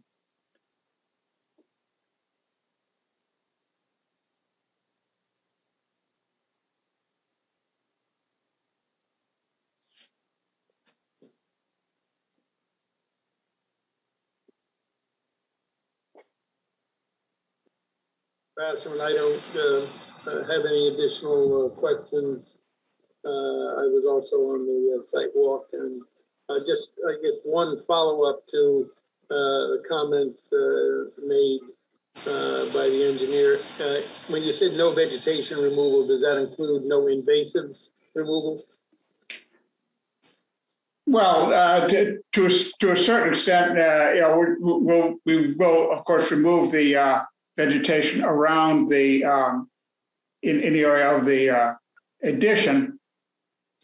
There really aren't very many invasives because of the dense tree cover, particularly to the south of the house. There really aren't any invasives. No. And poison ivy. Poison ivy isn't invasive. It's just not everyone's favorite plant. There is a couple of multiflora rows around the edge of the wetland area, but you know, it's a very healthy wild ecosystem, and so there is not much room for invasives to grow because it's pretty stable and it's been like this from before the existing house was built. Thank you. Jamie Frederick and the wetland agent. So note number 10 does indicate plant shrubs to indicate wetland boundary. Use 4 high bush blueberry and 4 American cranberry bush spaced along the wetland boundary. I'm assuming that means spaced along the wetland boundary, kind of in proximity to the addition area. Yeah, that would be roughly the edge of the cleared area, which will be uphill, which is about roughly where the silt fence is shown. Okay. So kind of from the rain garden around to where the driveway is? Roughly, yes. To be field determined. Yeah.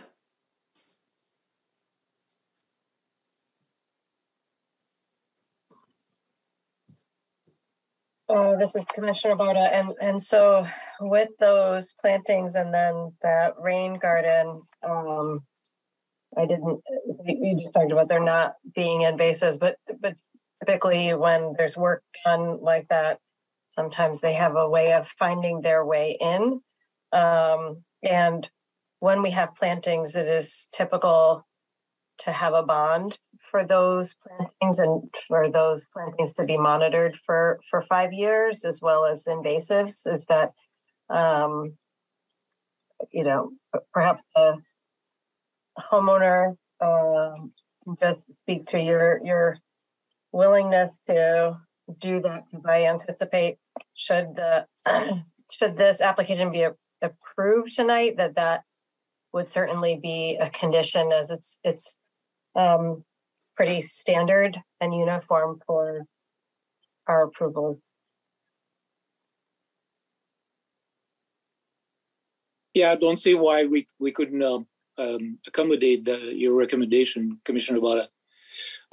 This whole property is a huge nursery. All the material we need is right at hand. We just have to relocate some of the existing younger plants to replenish the areas that might be disturbed near the addition. Yeah, we have every intention of keeping the property. You know, as I like to say, my landscaper is Mother Nature. So, and as you can see, for 45 years, my landscaper has been Mother Nature. Commissioner Goklowski, I have to tend with the property owner because, again, I walked the property, and believe me, it's heavily vegetated. Very surprisingly, very heavily vegetated with the woods, and they seem to enjoy it, and they seem to like. I mean, you know, it's a corner of Maine. It is. So I don't think there's going to be an issue with the property owner maintaining the vegetation, because they're just going to let it grow back naturally again. So I believe me.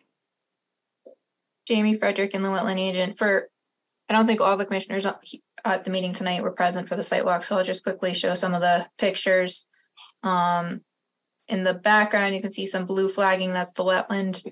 And then a little bit more towards the foreground, you can see red flagging, which is the proposed new construction. Same thing here, wetland in the back. I think this is the corner of addition, or maybe the deck, I'm not sure. Just the deck. And then back here is where the rain garden is. You can kind of see an orange flag, and the blue flag is the wetland. And I think we thought this was one of the trees that would be for removal, as it's leaning over the site. I'm not sure if this is another one or not. No, that's to the west. Yeah, this I think we may have only identified the one in the site. Do you see the other tree? I don't think I got the other tree. I wasn't clear on the site walk which one it was. It may be right at the edge of the building on the right of your picture. Okay. Yeah, I don't think I got a picture of that then. And then this was the septic location, but I think this has changed due to the revisions to save some of these mature oak tree. So, yes. And then the yellow ribbon trees are trees the homeowner wanted to save, which now includes more. I think that's it. Is there East Shore approval on the septic on file, or yet to come? There was East Shore District Health approval for the original design, and I know that the revised plan has been submitted to them. The person that was reviewing it was out of the office, but I did talk with them, and well, I don't think that there's any red flags with the system. They'll let me know if anything needs to change so that we can review it, but and get any indication that that was going to be likely. Any other commissioner questions for Mr. Campus? This is Commissioner Boda. I'm ready to make a motion if other folks are okay. Do you want to look at the staff report before doing that, or are you ready to go? I'm looking at the staff report, and which is why I had asked about the bond. So I mean, I mean, we can talk about a bond, or I mean, I think that that's something that the applicant would need to come in with an estimate, a dollar amount for. But that is something that has happened post approval, yes.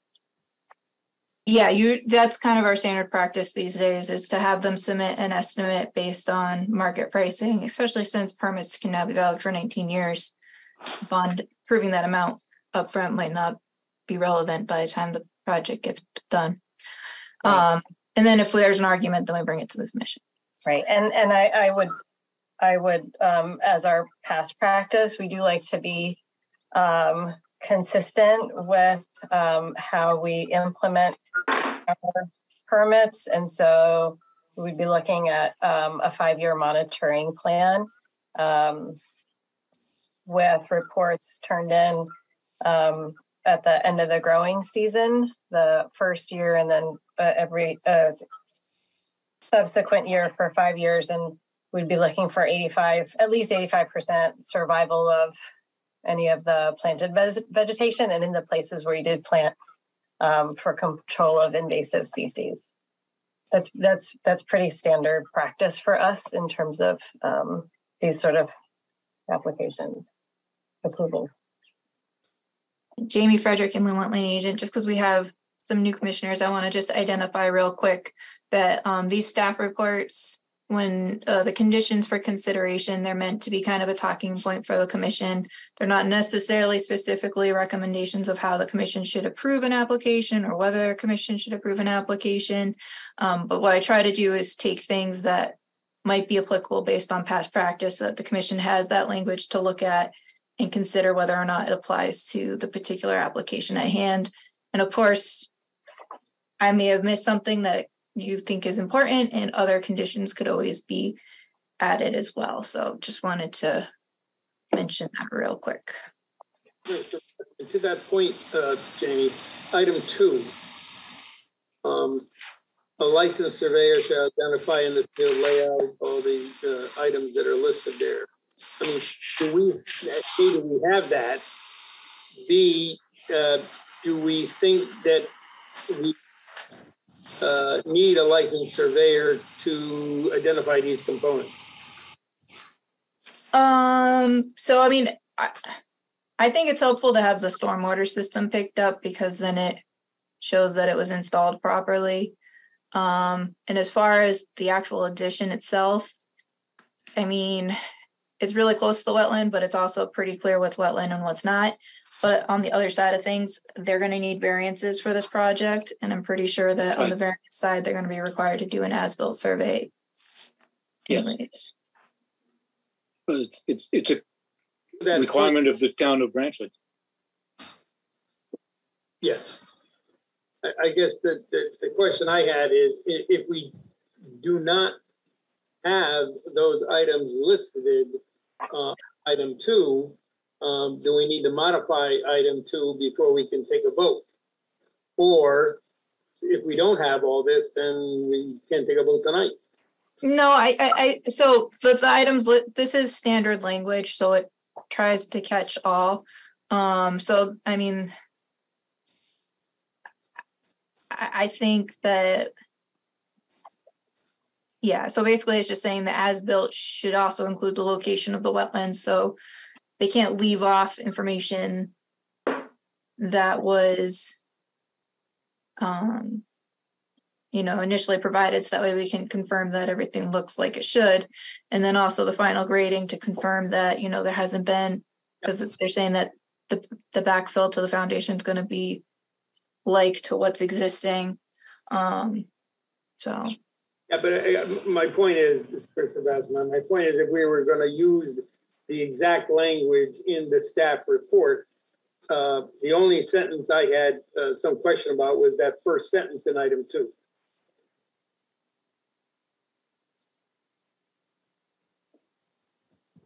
Please, Commissioner Boda, are you suggesting that we modify that sentence in some way? Only to include those things like, I don't know about parking areas, et cetera, having walked the site, but only those items that are pertain to this particular application. Because we're saying that this is a condition of approval for a permit for this particular application. And I think everything after, that first sentence, no question, is kind of standard. The bond language is standard. The first one is a little bit more of a catch-all.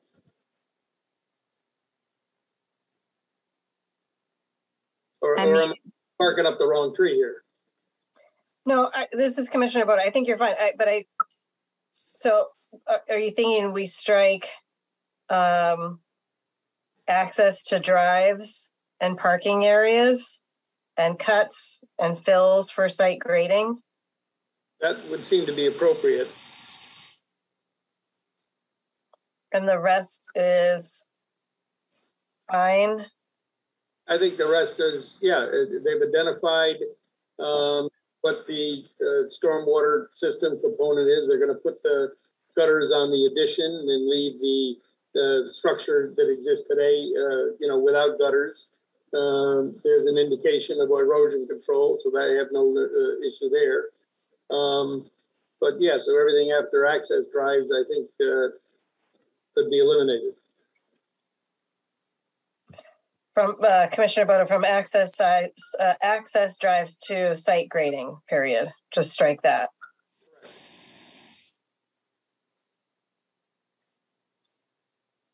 Katie, are you with us?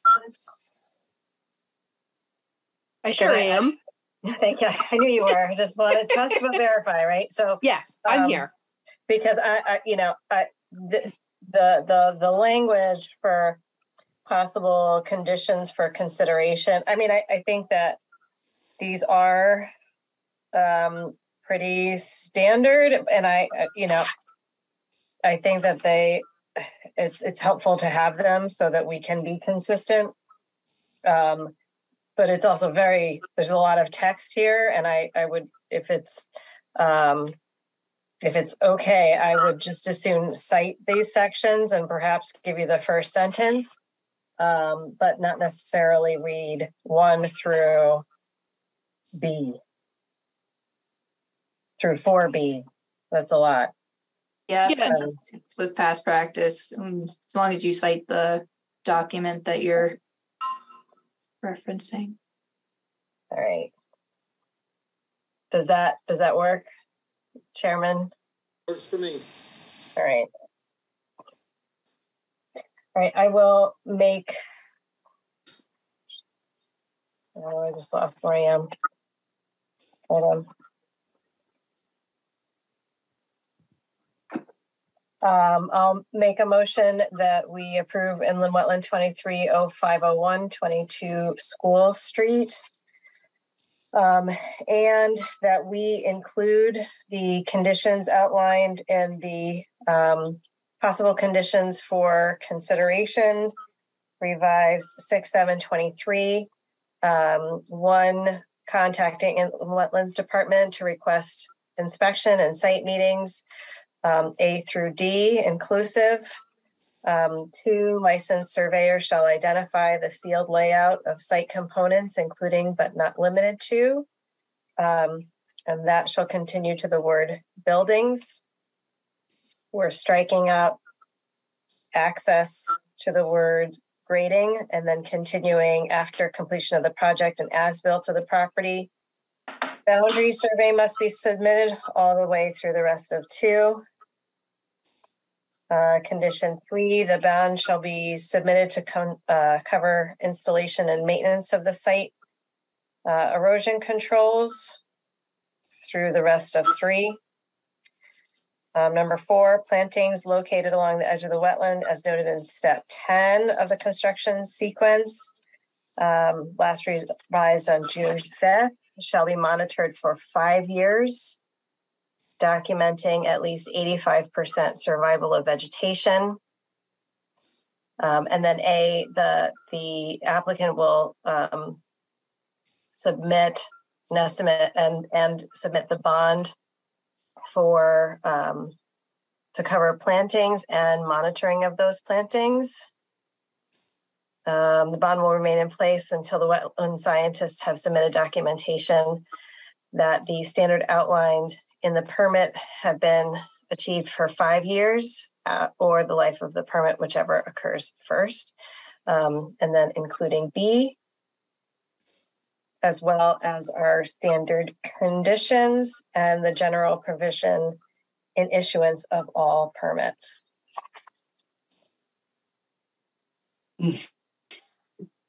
I would second that motion. And I guess I would like to add a condition of approval, if that's possible at this point in time. So, Commissioner Boda, I think somebody has to second it. I did. I second it. Thank you. Go ahead, Chairman. I think since we don't have the approval in hand, that applicant receive approval from the East Shore Health District regarding the septic system for 22 School Street. This is Commissioner Boda. I accept the friendly amendment for the approval from East Shore. Commissioner Glukowski, you have to. I second it. Yeah. Okay, ready to take a vote? Or any further than what we've had? All right, we'll take a vote. Commissioner Glukowski. Aye. Commissioner Meinson. Commissioner Meinson, aye. Commissioner Boda. Commissioner Boda, aye. Commissioner Ormrod. Commissioner Ormrod, aye. Commissioner Basselman, aye. You got me. Wait. Hey, Commissioner Stein. Commissioner Steinberg, aye. Aye. Thank you for speaking up. No problem. Good luck, guys. Thank you. You have a great retirement. Here's to the next 45 years. Oh, you optimist, you. This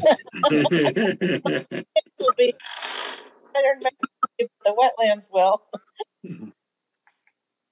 Okay. Inland Wetland 230502, 35 Bayberry Lane, residential addition with a garage addition.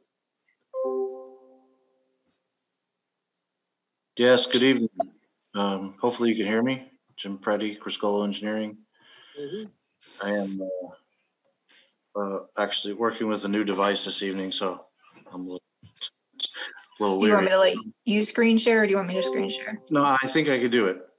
All right, I think I might have to. I'm I hoping think I this have to works. allow you 1 minute. You should be allowed. Okay.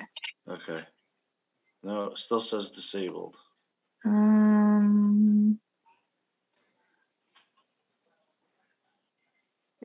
Oh, okay. Here we go. Now try it. There we go. Okay. Share. Hopefully y'all can see that. So this is the plan that we reviewed at the last meeting. Existing house at 35 Bayberry Lane, an existing detached garage. At some point in the recent past, she had the wetland delineated, and the wetland line is here. This line with the triangles. The existing garage is actually in what was delineated as wetland and also part of the deck. The plan is to remove the deck, add an addition for a dining room in basically the same place with a slight expansion, a new covered porch in this area away from the wetland area, and add a second story to the garage.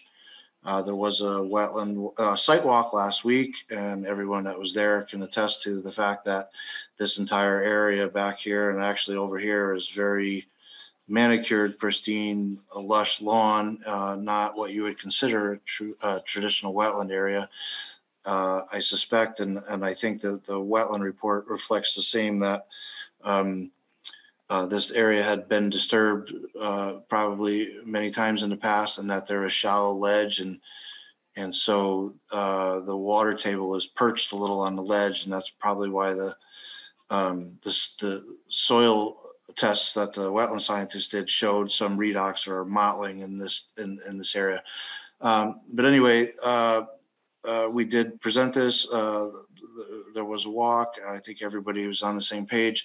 The outstanding question was whether or not we can keep the foundation for the existing garage for the second story. And so a couple of test pits were proposed alongside the foundation, which were performed yesterday, and actually got down the ledge and were refusal in a couple of the locations. And the structural engineer, I actually went out there and looked at it myself.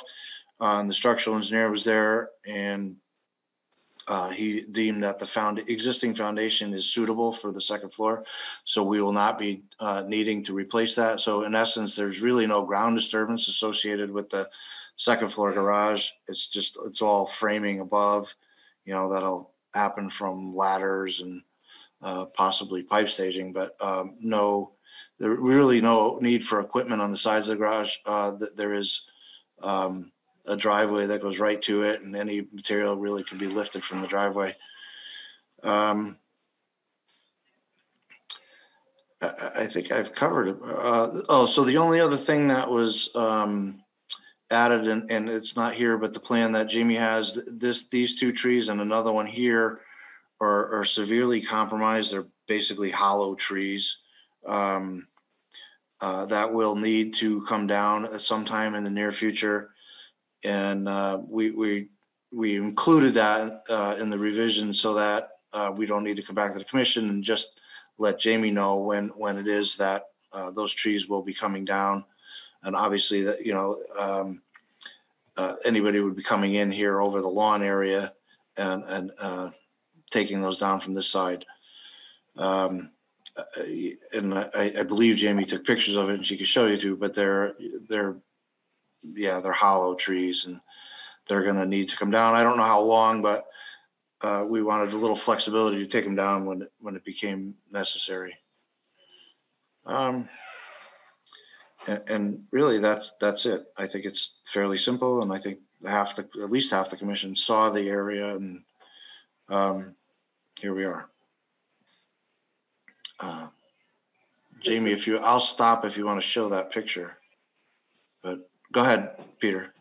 How is there any special treatment required to take out a hollow tree or hollow trees, or is it a pretty easy process? You don't need equipment, et cetera, et cetera. If they need to come in with like a cherry picker, they would be coming in this way. Most likely they would end up putting something down on the lawn to walk the machine in, because as I say, the lawn is honestly probably the nicest lawn I've seen in quite a while. And the thought was to cut them down, remove the material, and leave the stumps. That's where we're at with that. Commissioner Goklowski, I walked the property. I noticed those trees are fairly large trees that actually could fall on the house. Is that correct? Depending on which way the wind's blowing, I suppose, yes. Yeah. They're fairly straight, so yeah, they could go either way. In the wetland agent. So in this photo, you can see the 3 trees in question. You can see the hollowness of the tree in the rear and to the right. The left tree is on the other side. But the soil scientist report, which I also have, I think shows you can kind of tell from this image that, so this is the one that was on the right and the one on the left, and then the one in the back is just off this picture. But they all looked like they were in pretty far along in decline, and it's noted in the soil scientist report as well. And I had briefly talked with the soil scientist on the phone when he was getting ready to submit his report, and he had kind of mentioned his thoughts on the trees, and I thought it might just make sense for them to add it to the application at this time for the commission to review and possibly kind of make it easier should they decline in an accelerated rate, that we can handle that kind of administratively at that point based off of the approval and the permit. So it was added at my recommendation, and I think that if the commission has concerns, the homeowner would just prefer to take it out of the application and deal with it when she needs to deal with it. So. This is Christopher Bassman. I guess I'm not understanding what you just said, Jamie. If these are likely to be a problem in the future, and from the looks of things, she doesn't want it to be the stopping point in getting her permit, I guess is what I'm saying. But I think it's reasonable. I think, like I said, I think it's reasonable. I think she was hesitant because historically she's gotten a violation because she didn't know where the wetland was. I mean, I went out there before we got the wetland report. I would not have begun to guess that the wetland line was where it was. So I think it's more hesitancy than, I mean, they're clearly at some point they're either going to have to be removed or they're going to fall, and hopefully they don't fall on the house, the garage, this garage structure over here, or any of the other houses in the area. So why kick the can down the road? Well, I don't think, I'm not an arborist, and I'm not trained in risk assessment for trees, but I don't think that it's immediate. And as it's been discussed, they are large trees, so it's not going to be pennies to have them removed. And I think that the homeowner is also trying to be respectful of the fact that they are in a wetland area. I might be. Yep, Jim Preddy again. Peter, the focus here is to be able to do the work on the house and the garage. When the condition of the trees became apparent, we decided to add them to the application so that if sometime in the near future, say 6 months from now, it became evident that they need to come down sooner than later, they wanted the permission to do that, you know, providing that we inform Jamie of what's going on, basically. So this Commissioner Vassar, just to be clear, Mr. Preddy, this is kind of a heads up move? Yeah, we're not looking to take them down right now because they seem to be okay, but they're not going to be okay for too long, truthfully.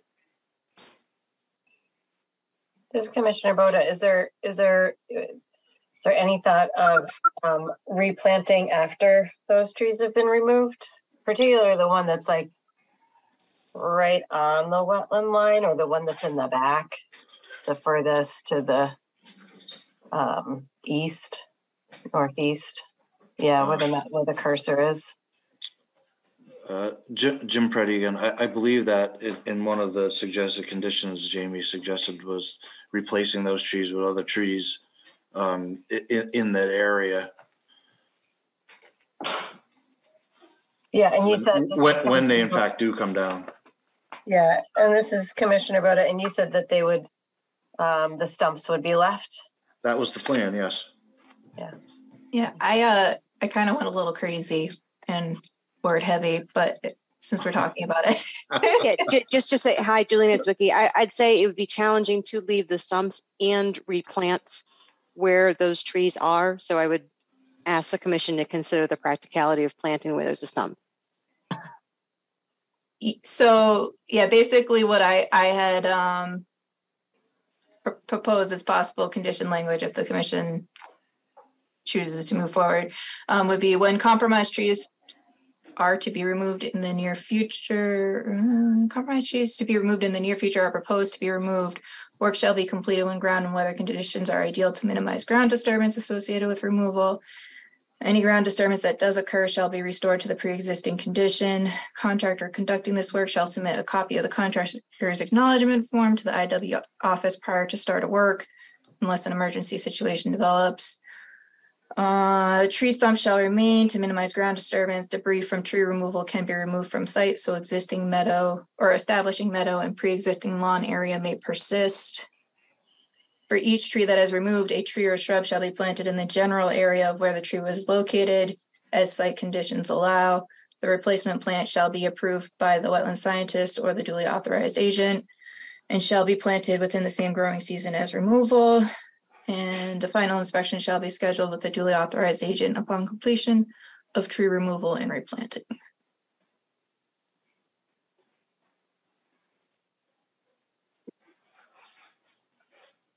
Those are my initial thoughts relative to that activity. Where did the plants go? And I did go out and inspect the test pits were backfilled. I went out shortly before the meeting to take a look, and everything's stable. You can barely even tell that one of them was dug. So I have no concerns relative to erosion from the test pit activity.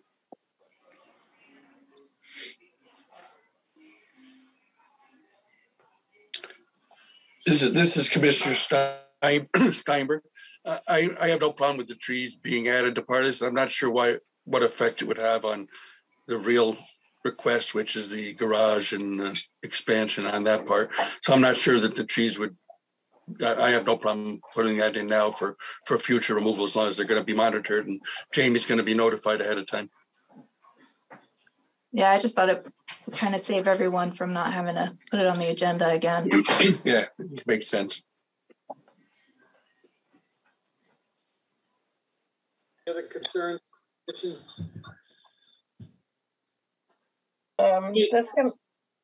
Sorry.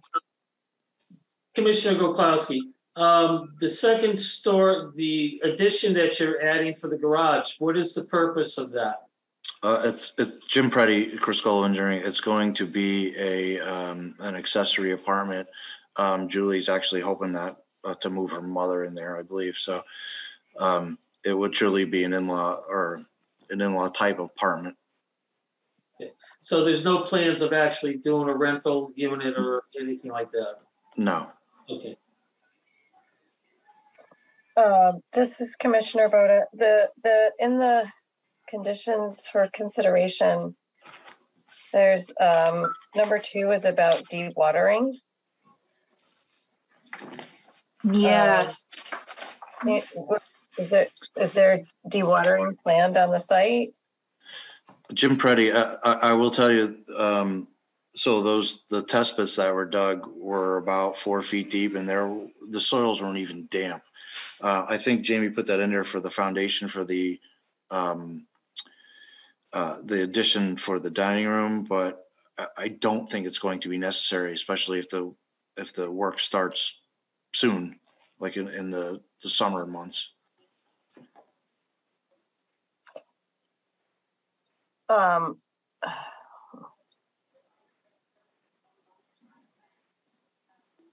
Okay, so Commissioner Boda, so it is unlikely that any dewatering would be necessary, and you're, as the engineer, you're indicating that? Yeah, I think it's highly unlikely, and if for some reason it needs to be, they would. It's I believe what she's talking about through a filter facility means like a silt sack or something of that nature. Jamie Frederick and the wetland agent. Yeah, something like that, or something that would be acceptable from the project engineer would be what I'd be looking for. And I just wanted to make sure that it wasn't just going to be, even though it is maintained lawn area, not discharged to the wetland portion of the lawn, particularly without any sort of filtration. So I don't know if all the commissioners have had a chance to look at the soils report, but it is kind of a unique wetland. I don't think the soils report's actually in. But essentially a lot of it is perched over ledge. So I think I do think it's kind of a seasonally different wetland that's seasonally different. Whether or not there'll be dewatering, I mean, I don't know, but in the site plan the site plan does have some notes on dewatering too, but it was just general notes, so I just wanted to add that for clarification to make sure it wasn't dewatering to the wetland. Jim Preddy again. We did provide a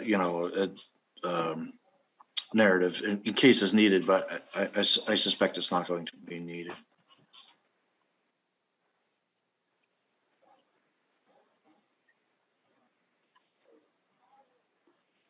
No.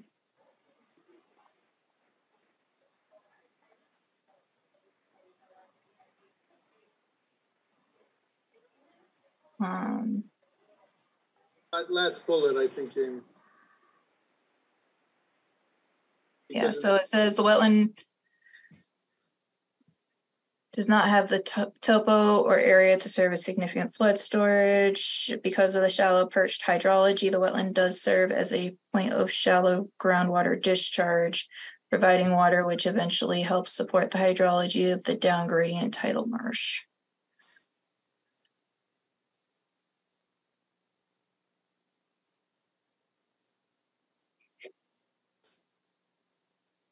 This Commissioner Boda, so then in the most conservative sense, it makes sense to leave it in the conditions with the sort of assumption that it's unlikely that it would be necessary as an actionable condition, but in the case that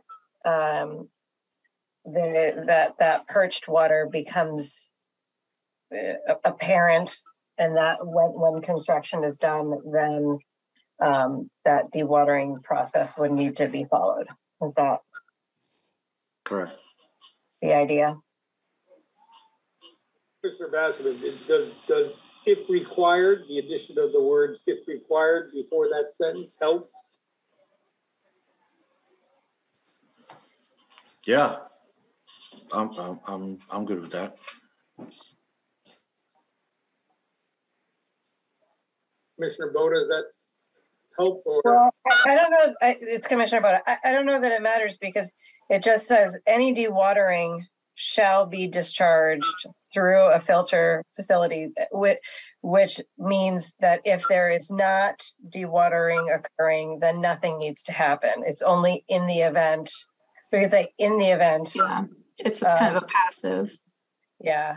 Yeah, and I think the reason I threw that in there is because usually there's either a detail specifying like dewatering bags, or it's dewatering through the silt fence, but the silt fence is located in the wetland. So that's the long and short of why I put that there.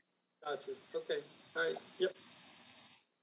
I think it probably is fine the way it's written, because it's only invoked in the instance that there's water during construction.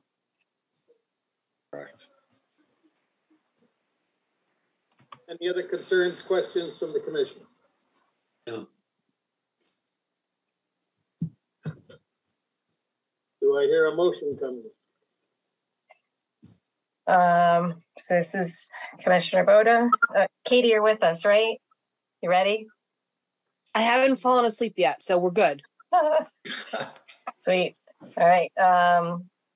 Make a motion to approve inland wetland 230502 35 Bayberry Lane. Including the possible conditions revised 6/7/23. Condition 1, that the Inland Wetland Department be contacted to request inspection of site meetings for initial erosion control inspection. A1 and B, final inspection. 2, any dewatering shall be discharged through a filter facility through the end of 2. 3, any modifications be required regarding the foundation proposed within the wetland area, and that those modifications must come back to the agency for review and approval. 4, regarding the trees, compromised trees to be removed in the near future, including A and B. As well as C, for each tree that is removed, a tree or shrub shall be planted in the general area through the end of C, as well as D, a final inspection shall be scheduled with the duly authorized agent upon completion of the tree removal and replanting. Additionally, we'll use our standard conditions A through F and the general provisions within the issuance of all permits A through E.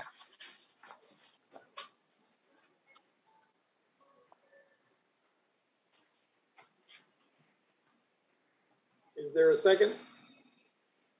Commissioner Goklowski, second.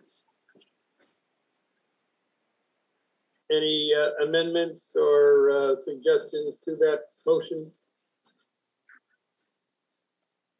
All right, let's vote. Commissioner Steinberg. Commissioner Steinberg, aye. Commissioner Goklowski. Commissioner Goklowski, aye. Commissioner Ormrod. Commissioner Ormrod, aye. Commissioner Meinson. Commissioner Meinson, aye. Commissioner Basserman, aye. I don't see anyone else. Commissioner Boda, aye. Right. Look at the two screens. I didn't see on the other one. All right. Sounds like we have an approval. Thank you, folks. Other business. Inland Wetland 2010-01, 65 Dorchester Lane, new single modification of the mitigation and access way to the pond edge. All right. Jamie Frederick, Inland Wetland Agent. So essentially, when the mitigation area was implemented, a little bit of a larger area had the understory kind of cleared out, which I don't know for sure, but I have seen it by and large consisted of invasives. But of course, that area is all along the wetland pond edge. So I wanted to bring it to the commission for review to see if the spreading out of the plantings in that area was sufficient, or if the commission wanted to see additional plantings, or if there were any other concerns. There was also a modification of the access way down to the pond. Let me pull up the site plan for you guys to remember what it is that we're talking about. All right, so this is at the end of Dorchester Lane. It was an undeveloped lot, new single family house. Everyone seeing the site plan? Mhm. All right, so there's a pond spanning a Can you couple. can you make it big? Can I make it big? I will try. Or zoom in anyway, Yeah, where I you're figured kind as of much. looking. Okay, so the house is located up front, and then they have a cleared area for viewing / access down to the wetland area. And this is kind of modified a little bit. So I think I don't know, but I think this is kind of rounded out a little bit, which I don't think is greatly detrimental to the wetland areas at all. But then this mitigation area over here, I think it spans a bit more over towards this other wetland area and kind of parallels down and meets up with this access way. And the access way was proposed, let's see, 15-foot wide access way and view lane to pond, clear trees and brush, maintain natural vegetation walking surface, aligned to avoid large specimen trees, stumps shall be flush cut. So basically now they're looking to maintain it as kind of a lawn, low ground cover type scenario. And I think it's in the orientation that they're looking to have it in at this point, but I'm not 100% sure. I did go out to the site today and take some pictures and try and get confirmation as to kind of the extent of this area. There are some stones along, this is like a bit of a hill over here, and then it drops down over here. So they've taken some of the stones from the rocks from development and kind of lined the lower side of the access way. I don't see it as being an erosion concern. I think it's fine, but since I was having the commission review the mitigation changes, I figured it would be appropriate to bring that to your attention as well. Let's see.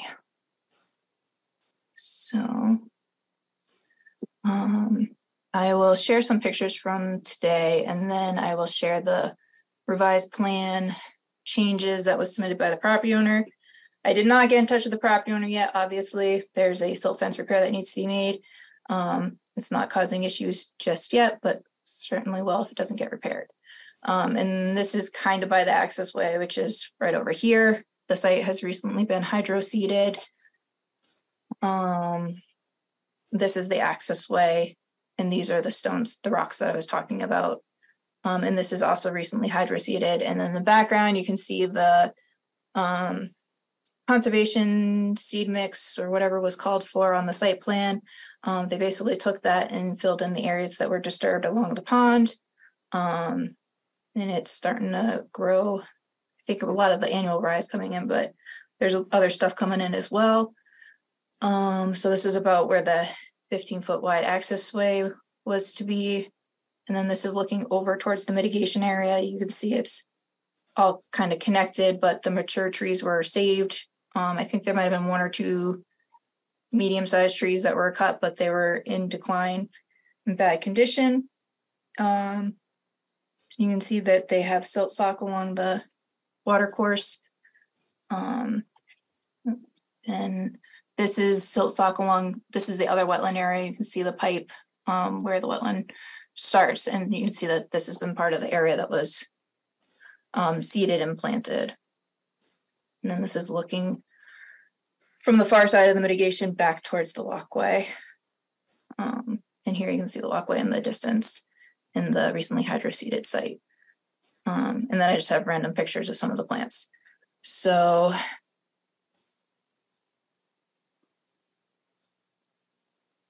I don't know if you guys want me to read this, give you time to read it. If you want me to let the property owner present. I can, this is Jay Garvin, 65 Dorchester Lane. you want, I could just read through this. I'll defer to the commission. Yeah. Actually, it's probably quicker just to read it. Okay.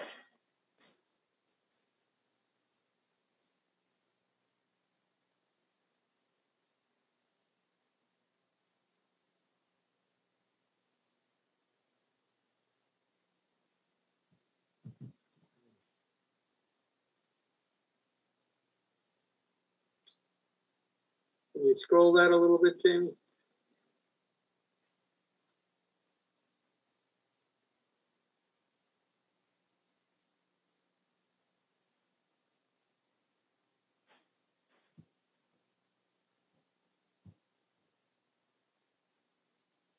Is that it? And then it's got the supplemental. So this is the area that the wildflower mix would be going in. And then down here is kind of the mock-up of the proposed mitigation area. So they'd be adding 2 red maples to what's existing.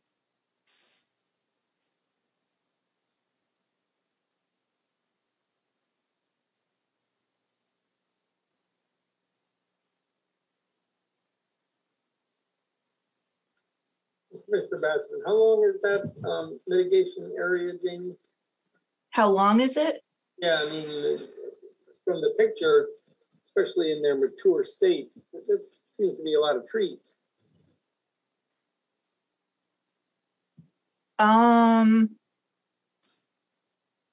I did not measure it because I didn't want to, I didn't have somebody to help me, but also because I didn't want to disturb any seed that was still establishing. But I did kind of, let's see, I did estimate it, but I estimated the total site area of disturbance. I didn't specifically do that, but let me see if I can approximate. Is there a scale on the? It is about 125 feet. Sorry, this is Dylan now. Is that from the one end of the mitigation down to the access way? Correct. This is Commissioner Bowden. So is the ask to add 2 red maples to the mitigation area and the wildflower seed mix, and then move some of the stones? Is that the question? Is that okay? That's the question, correct?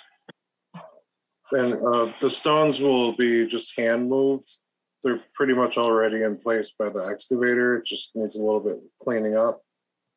And then just because we've extended the length of the understory removal, it was just a question as to whether or not we should add more trees or shrubs. And Matt Davidson, I guess, got back to Dylan with maybe just adding 2 red maples should cover any questions about it. I think his initial response was, no, we don't need to add anything. But then if the committee feels that we do, then 2 red maples should cover it. Yeah, this is Commissioner Boda. I don't have a problem with the wildflower seed mix being added, or a couple of red maple trees being added, or some of those stones moved. I think that's fine. Just to clarify, the wildflower mix is going to go behind that retainer wall on the left. The wildflower mix was proposed in this area with like the plus signs, and that was per the original approved plan. It hasn't happened yet, but probably is not seasonally appropriate to do it right now. So that's going to happen. What the concern is this was the original mitigation area, and then this area was to be left in a natural state. And instead, this whole area, about 100 feet, has had the understory cleared. But as you could see from the pictures, they put the plantings throughout. So, and kind of to Chairman Basserman's comment, I don't think it needs a whole lot of other plantings. One thing I did observe when I was out on site is that, well, two things, I guess. One is I think that the plants would benefit from some mulch around them to help prevent competition with other things and make it easier to see and water, make sure they're all getting watered.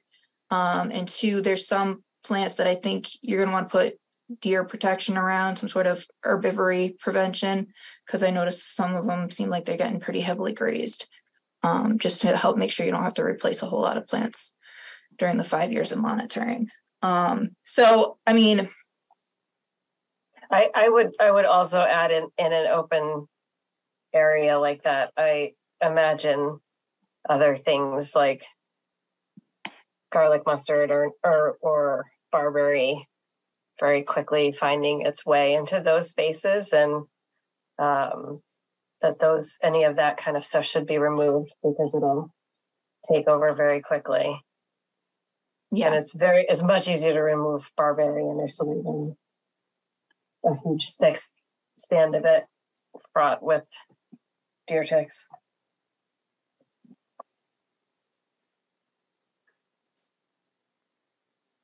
This is Dylan Howe. There is a mitigation plan to keep invasives away moving forward over the next 5 years and further. yeah. So I would say that invasive management should be also expanded to the full area that's been planted at this point. Does the commission have any further concerns, or do you think that the things discussed tonight would satisfy staying or keeping the site in compliance with the approval? This is Commissioner Bass and Jamie, do we have a bond on the original approval? We do have a bond on the original approval for the original plantings. So if you were to plant the 2 additional red maples, the bond doesn't cover that, but I think the trees that he has planted are doing really well. So I agree. As long as I don't know that we would need to increase the bond for those additional plants. Yep, okay. I think the elements that were discussed this evening, Mr. Bass, and I think the elements that were discussed this evening seem to have been, thoughtfully prepared, and it looks like, as you pointed out, the trees that are planted seem to be taking very well to the area. Nothing about the stones bothers me, so I'm good to go. Commissioner Steinberg, I agree.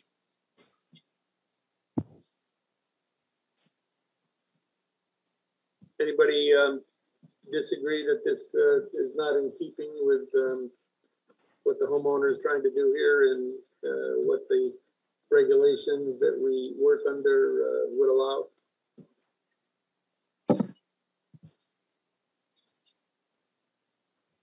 Okay. Given the modification to a permit, do we need a roll call vote, Jamie? Yeah, I think it would be appropriate to do a motion. Somebody want to suggest a motion? All right, I will. And then I move that the commission approve inland wetland 20.10.01 65 Dorchester Lane for modifications to the mitigation and access way to the pond edge, in keeping with the original permit. This would seem to enhance that permit.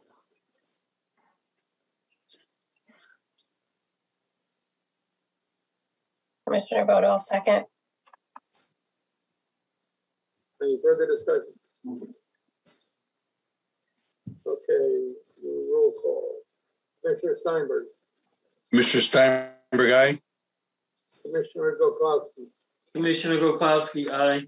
Commissioner Bodo. Commissioner Bodo, aye. Commissioner Meinson. Commissioner Meinson, aye. Commissioner Armrod.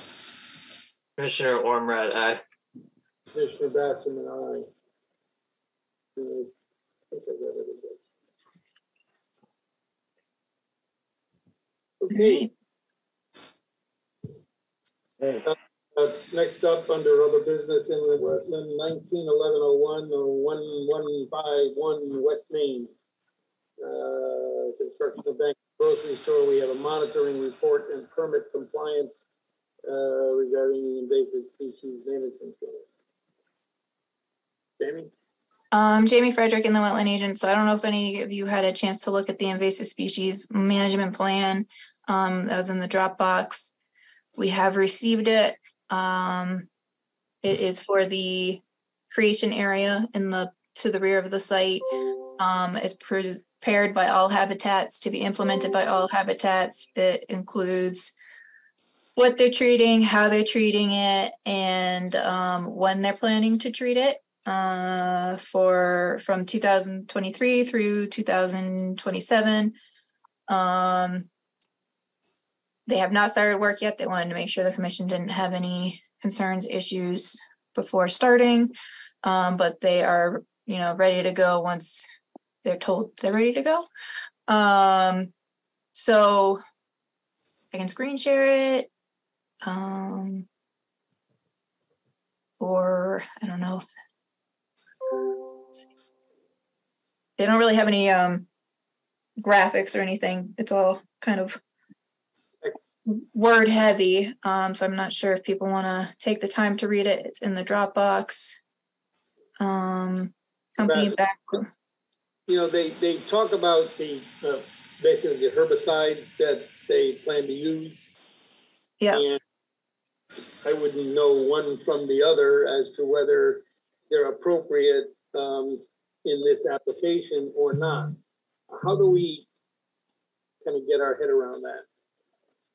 Well, I think with it being All Habitat and the fact that they have licenses from the state in these pesticide usage, and All Habitat specifically specializes in invasive species management type work. So it's what they do on a daily basis.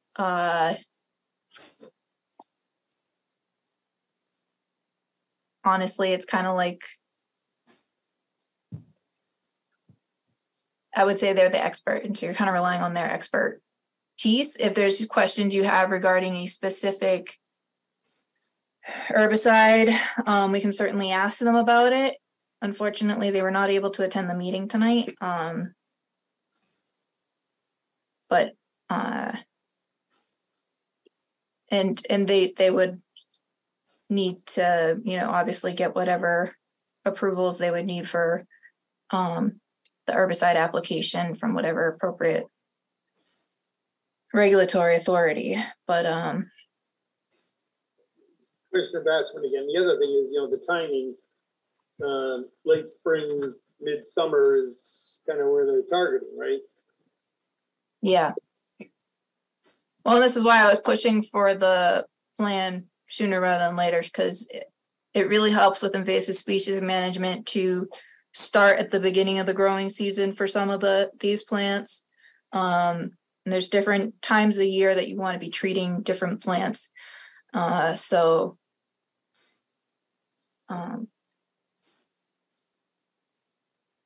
Obviously their May-June window is shrinking. Right. Are you comfortable with the habitat reports?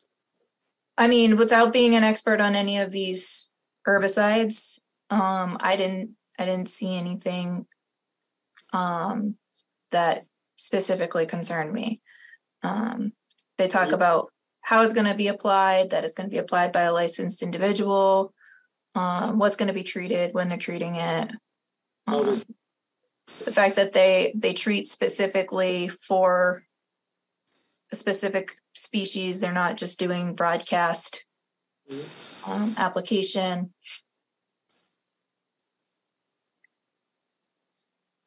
And so they'd be doing on their expertise here. I think it's important to the extent they're ready to go. Our best control of invasives is to let them do their stuff and see how it worked out and works out, and see when's this due? Next year? Next one? I'm sorry. When's the next one due? Next year? Monitoring.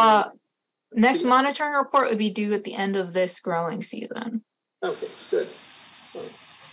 So hopefully by the time that we're getting the monitoring report, we'll start to see some change in at least some of the species. I guess I'm okay with letting them do their stuff. Anybody feel different? Nope. Okay. Nope. Good with that. I agree. This is Commissioner Boda.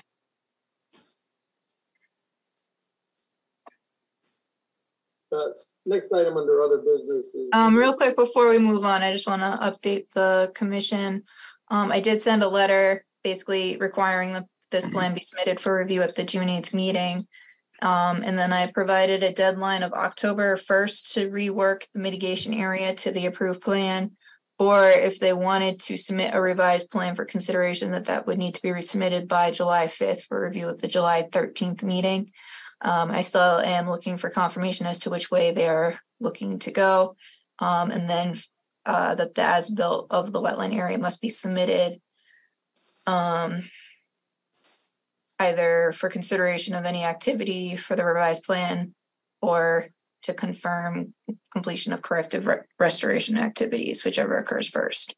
So those are kind of the new deadlines. So if they're moving forward with the revised plan, I'll have this on the July agenda. Otherwise, my thought is to table it until the November meeting, unless the commission has any other concerns.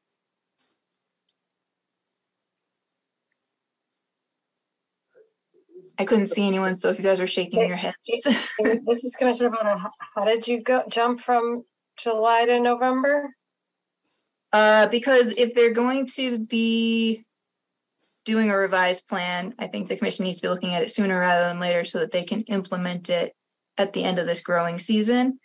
And then if they are implementing the plan, if they're reworking to get the plan to reworking the site to establish what was on the approved plan, then permitted to do. I don't know that they have time to do that and plant before the end of this spring growing season. So I wanted to give them through the kind of fall growing season / at least a large portion of the fall growing season to get that done. Because I don't want them to plant in June or July or August or the end of June even really, just to have all of those plants, not survive dry, unhappy conditions. Jamie, quick question. Does this company get monitored by DEP when they're doing a job of any sorts around the state? Or habitats? So it depends on what they're doing. If you're doing herbicide application in a wetland, then you need state license from the state, and for certain herbicides you need licenses. I don't know where those fall. That would be on the that'd be the responsibility of the applicator to make sure they have all the permits they need. Okay. Mr. Bassman, Jamie, do you normally send this just regular mail? The letter? Do you normally send a letter where we're laying out some time frames and commitment issues? Do we usually just send that regular mail or email, or how do we? I sent it certified mail and via email because this has been going on for so long, and I wanted to try and stress that it's important it gets resolved. The other reason why I gave them until October is because not only if they are gonna, I think that there's some legwork they need to do because we didn't get an as-built of the wetland area, so I don't think one was done. So that means an as-built has to be done, and then they have to probably decide which route they want to take from there, to know what corrective actions they might need to take. And so I just didn't feel like all that would necessarily be done like in time for the early part of the growing season. So that's why, and I figure if there's nothing new, then why keep it on the agenda?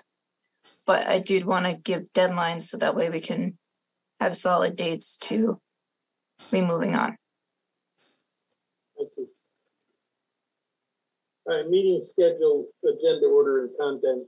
There's never going to be an agenda that's short enough where we'll have time to really do this justice. But my concern is, here it is now, 10 o'clock, we still got enforcement to go through.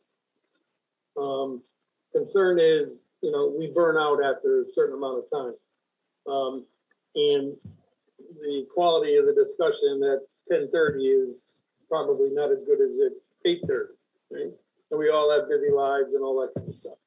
So the thought is that we try to figure out how we might expedite some of our process. And, one thing is clearly we could meet more as opposed to meeting longer. But I think everybody's got to be somewhat comfortable with the direction that we want to go, whether we want to set a time limit. One thought that I talked with Jamie about was maybe limiting, when we receive an application, the amount of time that we spend on those applications, since they're not actionable. How much do we want to have as a presentation, which generally then gets repeated the following meeting. So that's a thought. Or splitting meetings between applications and violations, or meet more often. Those are the kinds of things that I think we ought to be thinking about as to how we, this is all about the volunteer service, how we want to spend our time. I don't have a proposal at this point, but I think things like I discussed, we need to spend some time talking about.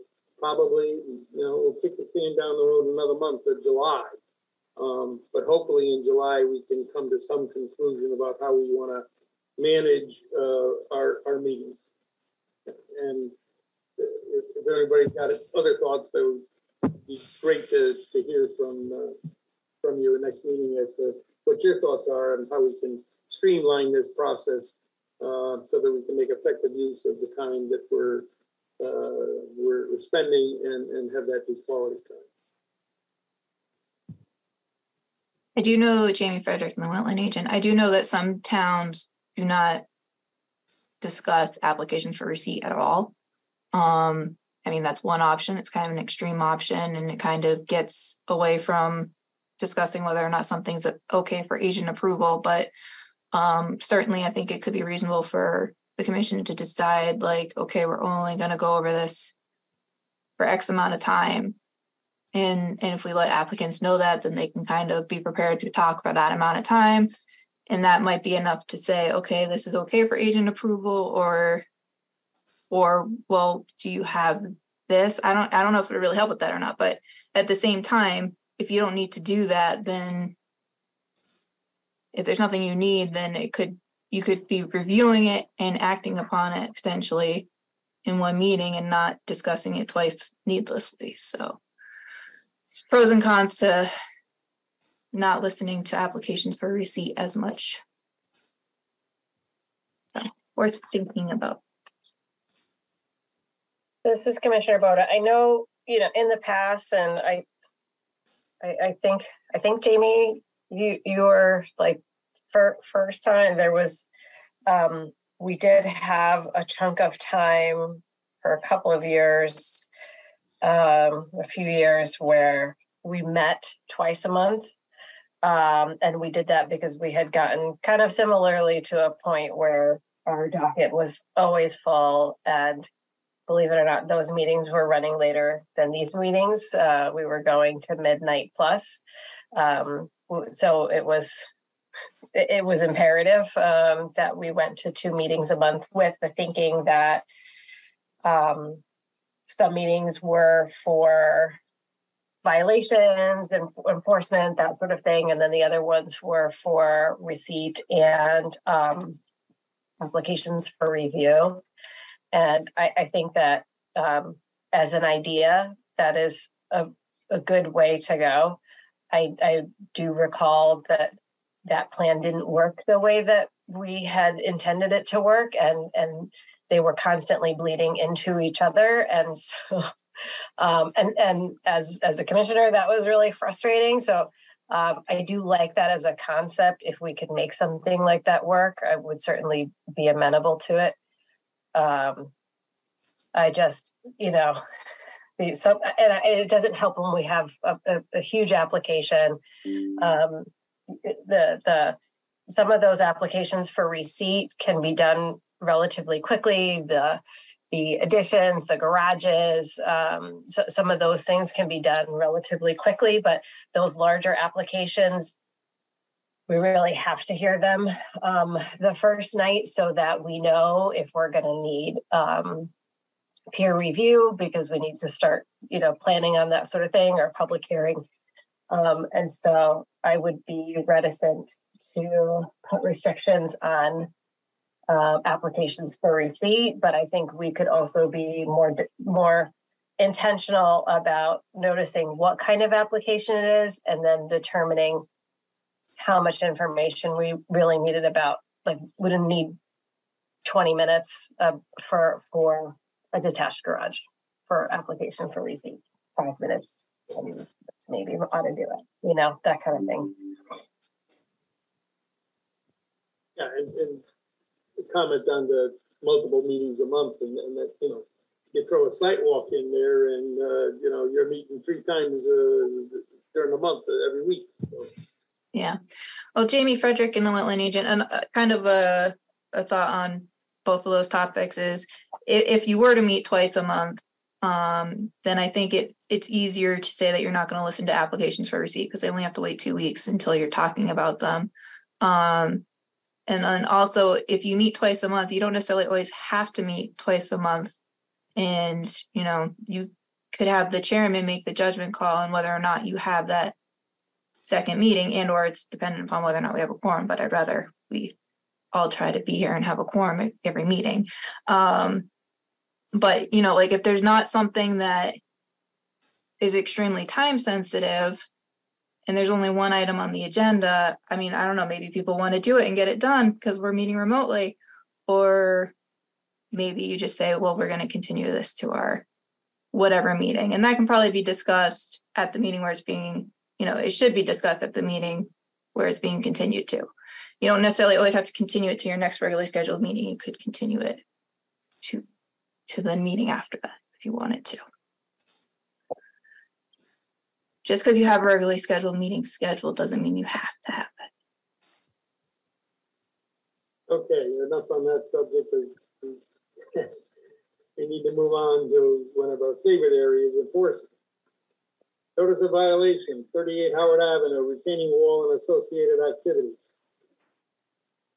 All right, Jamie Frederick and the wetland agent. So I received an email from the property owner's representative that they are working on the site plan, but unfortunately it was not ready for receipt at this meeting. It should be ready in the coming weeks, well before the July meeting, I've been told. So they've requested to continue the item to July 13th meeting, with the understanding that the erosion controls would be maintained until then, and that there'd be no additional site work. I think that's reasonable given the fact that it does take a while to get a survey and a site plan done for a site, and they were noticed shortly before our last meeting, so they haven't had a whole lot of time. And I know that a lot of surveying and engineering firms are very backlogged right now. So the site is stable? from the last time I saw it, which was a couple of weeks ago. Okay. All right. And we did receive correspondence from the neighbor concerned that there may be some activity that went over the property line. That correspondence is in the folder for the file and has also been provided to the neighbor so that hopefully that might be able to get addressed. And we have a hand raised. I don't know if you want to open it up for the public, Peter.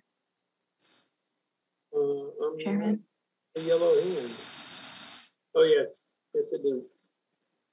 Is it on 38 Howard Avenue? Is that the comment? Yes. Okay. Yes, please. Go ahead.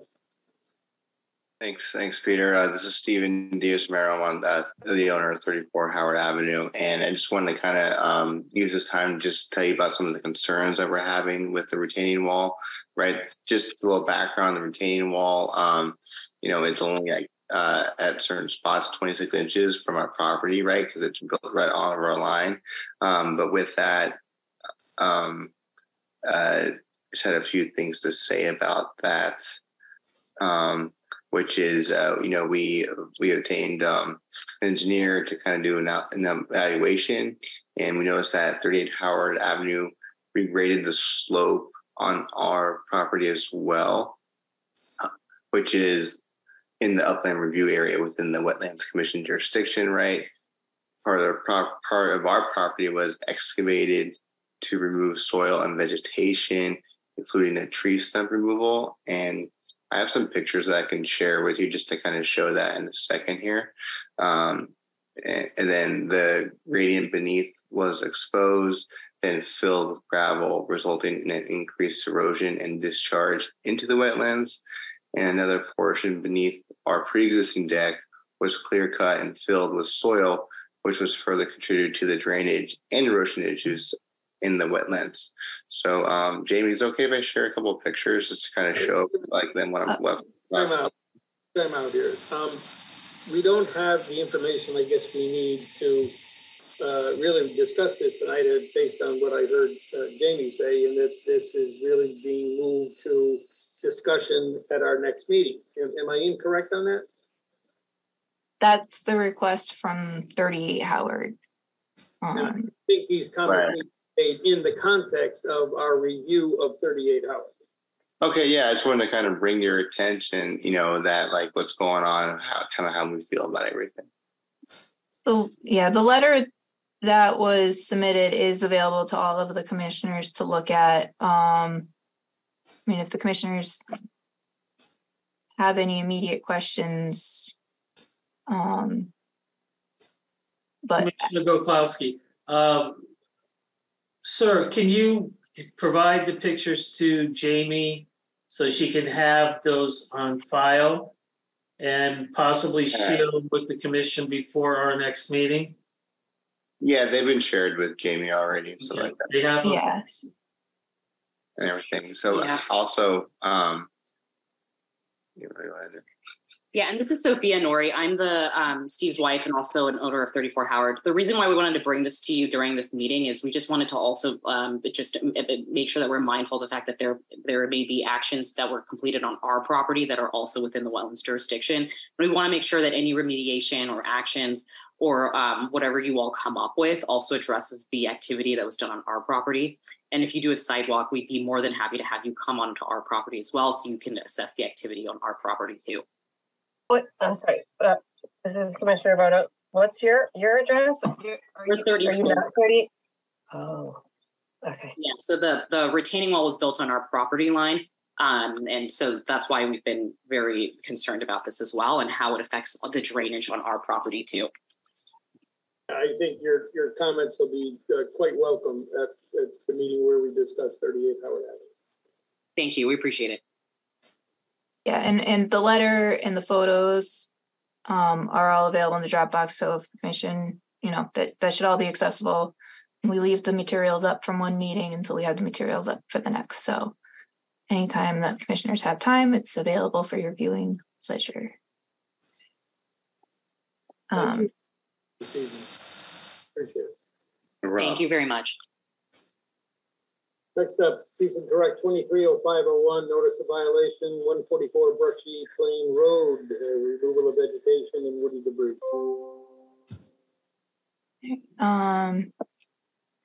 Jamie Frederick, Inland Wetland Agent. So I did receive a plan, which I can screen share as soon as I find it.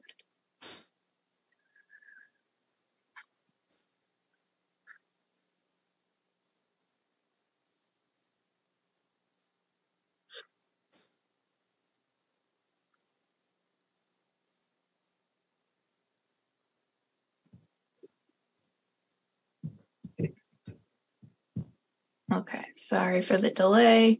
And I believe we have the property owners and the soil scientist present this evening. So I will defer to them because I'm sure they'll be much more concise than I will be trying to set the stage. Okay. Before doing that real quick. So this is a rear lot off of Brushy Plain Road. So Brushy Plain Road is to the right of where you can see on the map. This is the residential lot, house, wetland area from on file from when the house was built. And then this is the restoration plan, just because you can't really see the house. I figured I'd start with that other map. And it kind of has two different areas. There's the lawn and lawn adjacent area, which you can kind of see in this photo, and in the background over here, you can see the erosion controls that were installed, which are basically located at the edge of the wetland. And then this is the wooded area where the debris has been accumulated, as shown on this plan.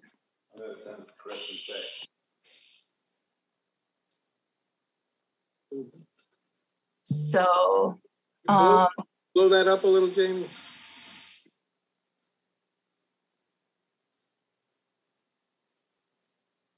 So I met with the property owners on site before the soil scientist was retained, and discussed that any disturbance within the lawn area could be reseeded, but to hold off on doing anything else other than putting in and maintaining the erosion controls until we had a report from the soil scientist addressing the activity that had occurred.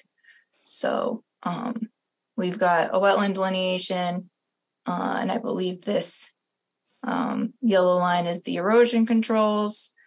This purple dot is the pipe outlet, which was extended, and it says relocate pipe outlet up gradient of erosion controls and install stone splash pad. And then it's proposing 2.5 to 3 inch caliper red maples. And then for the debris piles to kind of just be spread back over the forest floor where it was moved from. So I haven't really spent a lot of time looking at this, or I think my initial questions that I kind of had is there any sort of ground stabilization / like seed mix necessary to stabilize this area outside of the lawn area? Or is the spreading of the debris piles going to be sufficient to address that? Like, should there be a conservation seed mix in this area as well? And then I had one other one, which is escaping me at the moment. Jamie, is the area where that blue, yeah, okay. So that blue area, so this is the picture of the lawn area. So you can see there's a little bit of bare dirt in here, but it's not too bad. There was, I think, a lot of vines covering these plants from what I recall from discussion that they took out, and as part of that, it just resulted in some bare ground disturbance, but nothing too concerning. But there was some erosion, so the erosion controls were necessary. And then the pipe outlet, I was concerned with that extension. So I do agree that it should be pulled back, so it's not discharging directly to the wetland and have some sort of energy dissipator to prevent any scour or erosion. So I said I was going to hand it over and I didn't, so I apologize for that. I don't know if the homeowner or soil scientist wants to correct / elaborate. Yeah, I can speak to this if it's okay with everyone. So for the record, Matt Davison, professional soil scientist, professional wetland scientist. I was retained by the property owners to flag the wetland line and then to take a look at that pipe outlet, as well as getting the area stable and, you know, a buffer planting, as well as addressing the brush piles. I was on 2 occasions. I was out on May 30th. 30th was my first site visit when I flagged the wetlands. At that time, the seed was down. There was not a lot of germination at that time. I wanted to show the photo in the bottom right corner because that photo was taken on Monday. So there's definitely much more growth than there was originally. Obviously, it's still not fully stable, but it's on its way. The area just really needs to be just continually watered, which the landowner's doing right now. The data that you see here, I collected with a Trimble, so it's pretty accurate. It's sub-meter accuracy. I GPS the erosion controls, the wetland lines, both on the property as well as off the property, just to show where they are in relation to the off-property wetland, just to show where it was in relation to the brush piles. As Jamie stated, the erosion controls are doing their job. There was a real large storm event. I'm not sure when it happened. It was a really heavy rain. I think everyone can recall, but during that rain event, there was a little bit of erosion that started to undermine the wattle at wetland flag 3. But I think moving forward, and I put a note in here just to reinforce the erosion controls at that location. But I think moving forward, as you start to get more growth, I think the area is stable, and that, you know, leaving the erosion controls in place for now until the area is fully stabilized will be good. But absent an enormous rain event, I don't think you're going to see much more of an issue there. The wattles are actually installed, or the wattle was installed correctly, which most people don't install correctly. Most people put stakes down through it, but this was done with stakes at a 45-degree angle on both sides, which is the proper way to do it. I GPSed the tree line there to show sort of that, and inside the tree line is really where most of the brush piles are basically just what was the forest floor sort of pushed up into piles along the back side there. That area there, I don't expect any erosion issues in. What I was proposing, because there is an overstory there and I don't see any evidence of erosion now, what I was proposing is just to sort of push those brush piles back to cover the ground a little more, almost basically restore what was there before. I don't think you're going to get perfect coverage, but at least spread it out a little bit from where it is now. Although I don't think the brush piles are causing any adverse impact to anything. But, you know, putting them back over and getting some coverage on beneath the tree canopy, I think would be good in case you do get a really large rain event that could potentially erode that area. The vegetation that you can see in the lawn area there is actually autumn olive. It's invasive. I did speak with the landowner. They do desire to leave that there, which I think is fine. It's providing some coverage, and they're actually, for autumn olive, it looks pretty nice. I did recommend 3 red maples to be planted along the buffer. And I think more than anything there, those would sort of serve as a barrier to a natural barrier to the wetland to prevent any future intrusions. It looks like when I was digging around along the wetland boundary and looking at the area that was disturbed overall, the disturbance is very shallow. The grading was very light, probably just to remove vegetation. It's not like someone went in there with an excavator or a bulldozer and pushed a lot of dirt around. Along the wetland boundary, there was sort of an old cobble fill line, which I suspect predated this development and may have been from the original house layout, or possibly an old agricultural activity there. But the wetland boundary is pretty well defined by an old cobble line. You can see it right beyond the wattles. You can see the buried cobble there. I think that more than anything, to the best mechanism to prevent any additional impact to the wetland there is to get that grass established. And I think once the grass establishes there, I don't think you'll have any issues there. And again, I recommended in there to leave the straw wattles in place until the area is fully stabilized. I think that's about it. If anyone has any questions. So I think Jamie Frederick and the wetland agent, I think you just spoke to the other point I couldn't remember, which is, did it seem like there was any direct wetland impact or change to the wetland boundary from recent activities? And it sounds like the answer to that is pretty much no, the activity was right up to the edge of the wetland. Yeah, just the pipe outlet was it. Okay. Yeah.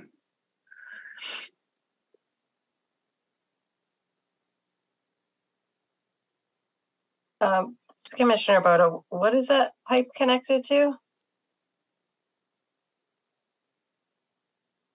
Is that a footing drain? I think the landowner probably answer that better than me. Yeah, it comes from the, I believe from the gutters and the footings. Oh. I didn't see much evidence in the way of, erosive discharge at that pipe outlet in the wetland. It's a pretty small pipe. I don't think you need much of a splash pad to dissipate the energy.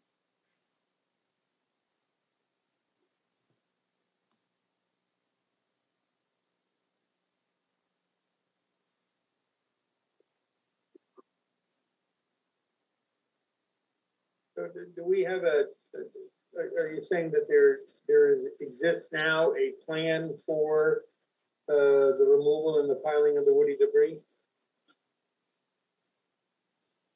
Are we there yet? What you see here is basically the plan. I tried to show the arrows adjacent to the brush piles that basically say to push the brush piles back into the area where they originated from. And it's basically small woody debris and leaf litter. And the planting of the red maples are indicated on the plan. And are we doing anything regarding the pipe, or is it fine the way it is? My recommendation was just to pull it back above the erosion controls and then install some type of stone splash pad just to dissipate the energy at the outlet. And then you're saying pull back that pipe in terms of the extension into the wetland area? Pull it up into the upland area, so behind the erosion controls. And I think that's where it was originally. I think it was about 10 feet back from where it is now. And what's the process for doing that?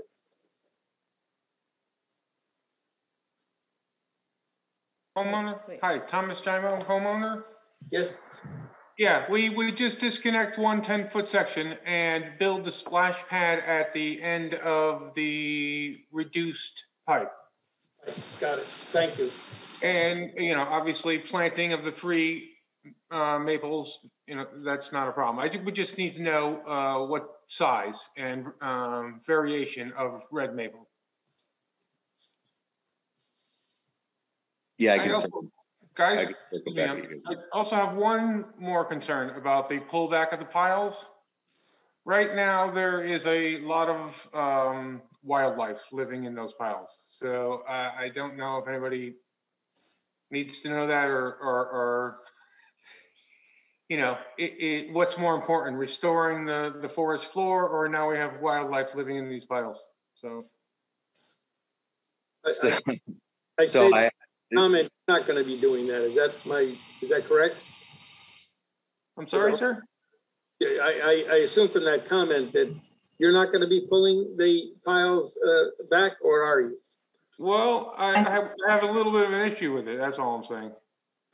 We'll do it if it's an order of the commission, yeah, we'll obviously oblige that order and take care of it. But I'm just saying there is now life in those piles.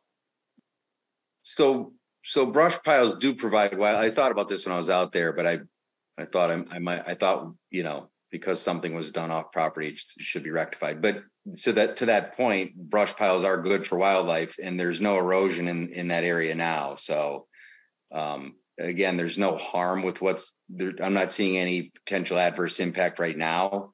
You know, it's something you could keep an eye on to see if you see any erosion there. But what I suspect is that the forest floor will essentially regenerate with, once you get fall foliage dropping and then some emergent vegetation sprouting up in that area. But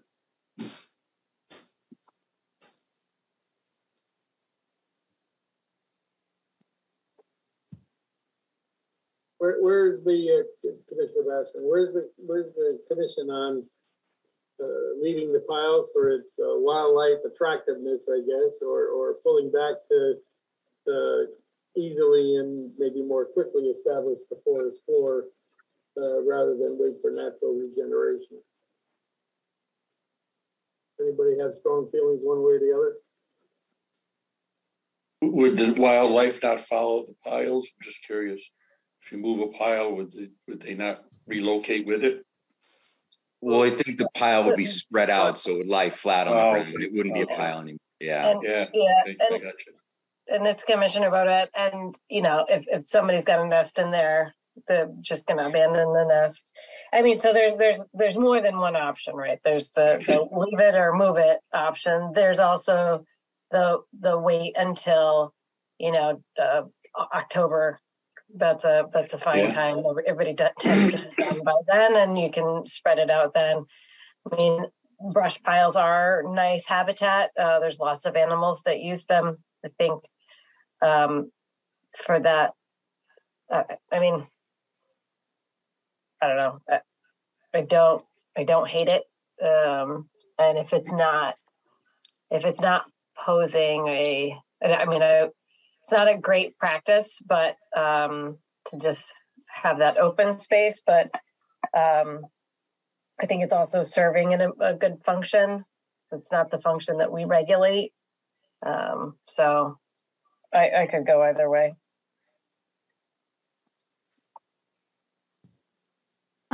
Jamie Frederick in the Wetland Agent. I don't remember from when I was out there. I know there's some places where the piles are kind of bigger than others. Davison, do you recall if any of the piles were situated relative to, standing trees that they would impact anything detrimentally or? No, the piles are small and they're almost like what's shown there on the GIS figures. It's more linear than that. And they're kind of staggered. I was shooting points, and then when it got transcribed into GIS, it came into like a polygon, but there's sort of windrowed and they're not that large. And what you saw in the photo is probably one of the larger ones. So they're not offensive in any way, and they're not going to harm anything there. They're actually above the wetland now, so they're kind of acting as a physical barrier. And frankly, in terms of wildlife habitat, that's probably where you would want to put them, as adjacent to the wetland if you were trying to create wildlife habitat. So these are some pictures that I had taken from the town property when I first went out to inspect. So it kind of gives you a general idea of they are spread out and smaller. Yeah. Kind of ending at where fallen trees are. Yeah, this is Commissioner Boda. We don't regulate wildlife, but I don't know. I think they're fine the way they are. If they're not in the wetland, they're upland of them. I think it's fine. Yeah, they're not causing any harm. I'm agreed. Let them stay. Mr. Bassman, and we are not doing any additional vegetation removal? No. No, we're in the, sorry, Thomas Chimo. We're in the restorative phase and will not be invading that space again. So if we're leaving the piles and the vegetation removal is essentially terminated at this point, do we have any reason to continue the cease and correct NOV? Well, so I would say you probably want to continue it until, assuming that you want to see the pipe brought back and the riprap pad installed and those 3 trees planted, you would want to continue it until those activities occur. And another thing the commission has sometimes required is monitoring of the plantings for a certain period of time. They're proposing 2.5 to 3 inch caliber trees, which are a pretty good size. I don't. So, I think if the commission's looking for those activities to occur, it'd be appropriate to discuss a timeline for when they would occur.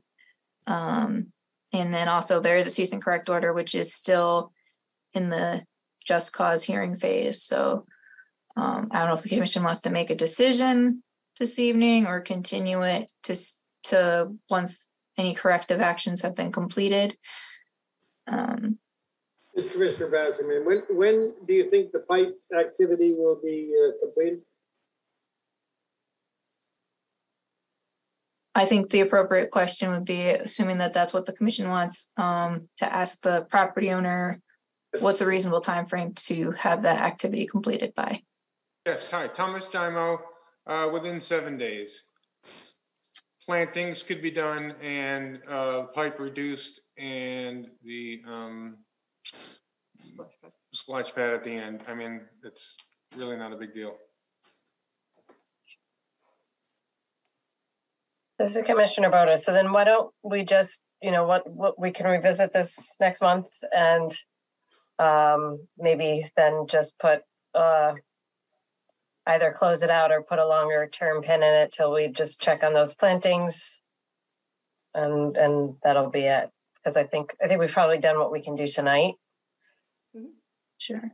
Okay, so continue the hearing with the direction that the homeowner shall, prior to the July 13th meeting, cut back the pipe, install the stone splash pad, and install the 3 red maples. Is that right? Yep. Okay. And then I think that there was a question as to the size and type of red maple. So I'd say the size should be the 2.5 to 3 inch. And as far as like cultivars, I know there's a ton of them out there. I don't know that the commission needs to get involved in that. I think. Okay. I could figure out a red maple.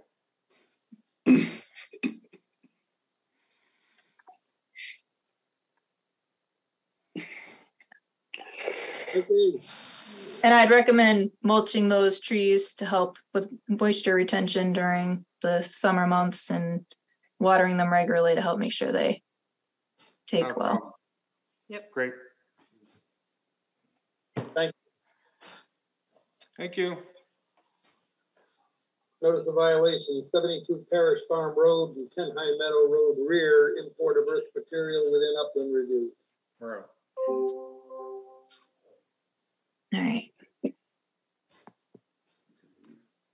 Jamie Frederick and the wetland agent. So I received notice from another town employee that was out doing inspections that it looked like there had been material brought on site. So I drove by, observed that there was in fact some material, reached out to the property owner, immediately got a response back, met with the property owner the following week since there was no rain in the forecast and it was a holiday weekend. And erosion controls have been installed on site, so they don't have any immediate erosion concerns. It appears that all activity is outside of the wetland.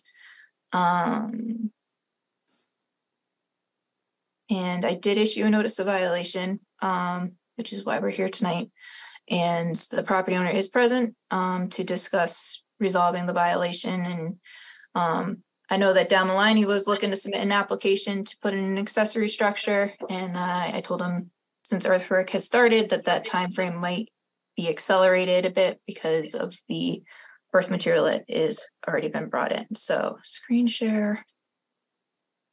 I'm going to start off with some site photos because that's what I have pulled up. So you can see the material that's been brought in the foreground of the picture, and then kind of midway you can see the silt fence, which is properly installed and towed in.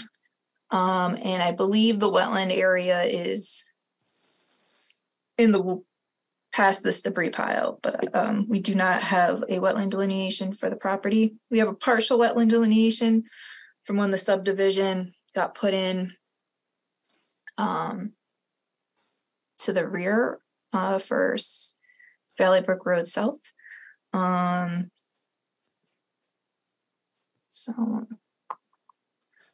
Both properties are owned by the same person. So we've got 72 Parish Farm Road, 10 High Meadow Road rear. And the material is approximately in this area here.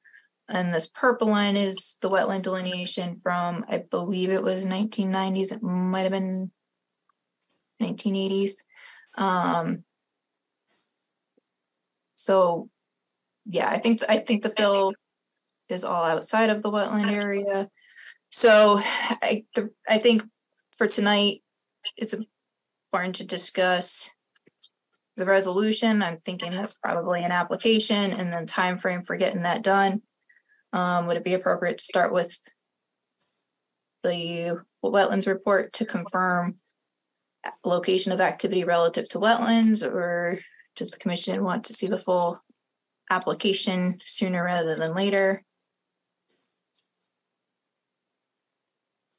There's no immediate impact to the wetlands? Well, like I said, I think all activities outside of the wetland. There is a silt fence installed. It is kind of a steep slope where the material is. So I don't know if that could be, sorry, I'm getting some feedback that's making me lose my thought.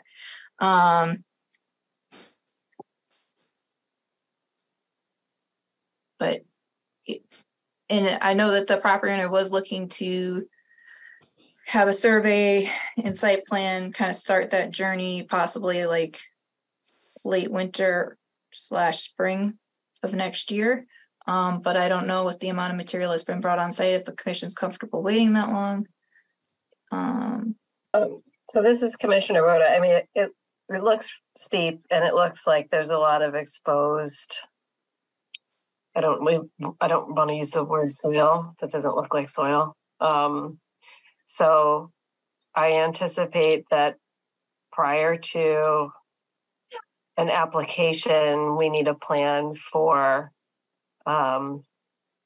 stabilization, vegetation, even if it's temporary. It looks, I mean, it could be the forced perspective, but it does look quite steep and it looks like a lot of material. So it may be also worth taking a walk to look at that site. I'm also wondering about what looks like the vegetation that's been cut in the back. And then we would certainly need a wetland delineation to really know where that line is.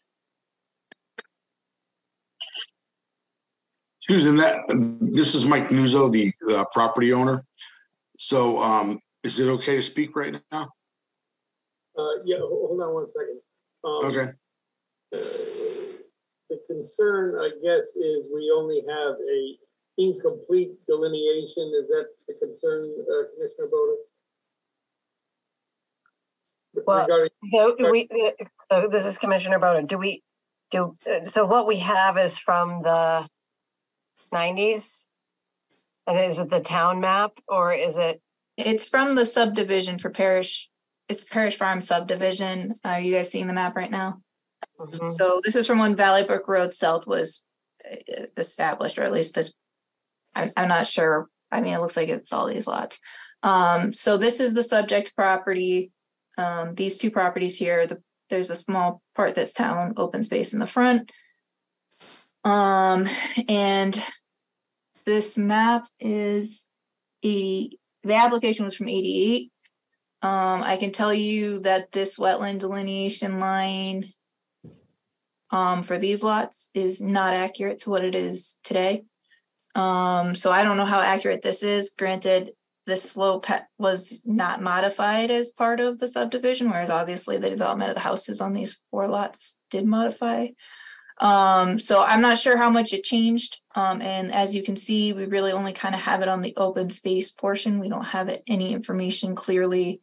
I don't know what's going on relative to this wetland area and this wetland area, because to me, it seems like they connect, but I don't know for a fact if they do or not. And I didn't walk down and investigate down in this area, so I don't really know.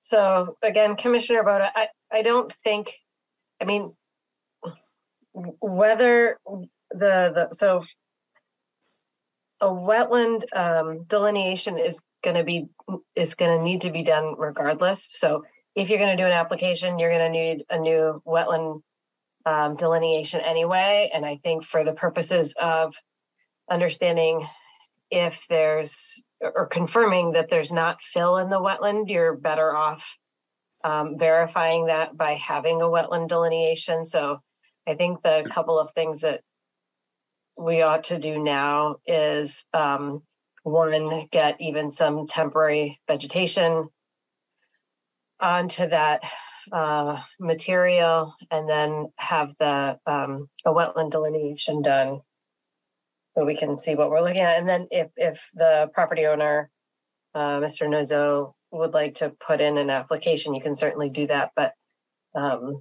it's tough for us to know if there's any material that has moved into the wetlands or is likely to move into the wetlands with any significant rain event, particularly after a dry spell.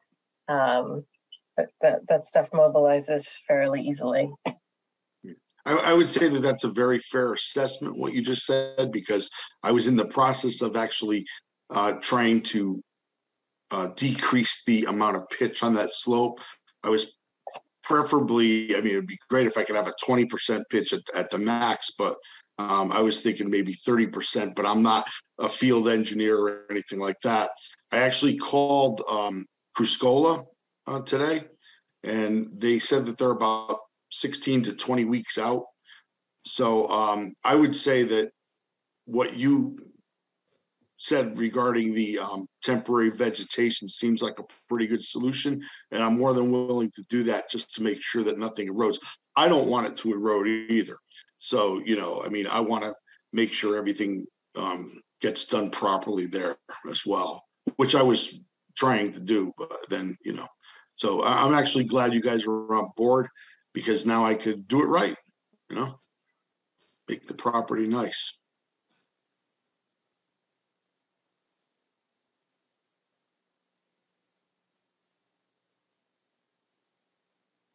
Amy, trying to tell us what time it is? No, I'm trying to count out 16 weeks. So 16 it's back, it's over in October something. It's like the end of September, yeah. October. It sounds like they're jammed right now, and you know, I mean, I could get that ball rolling.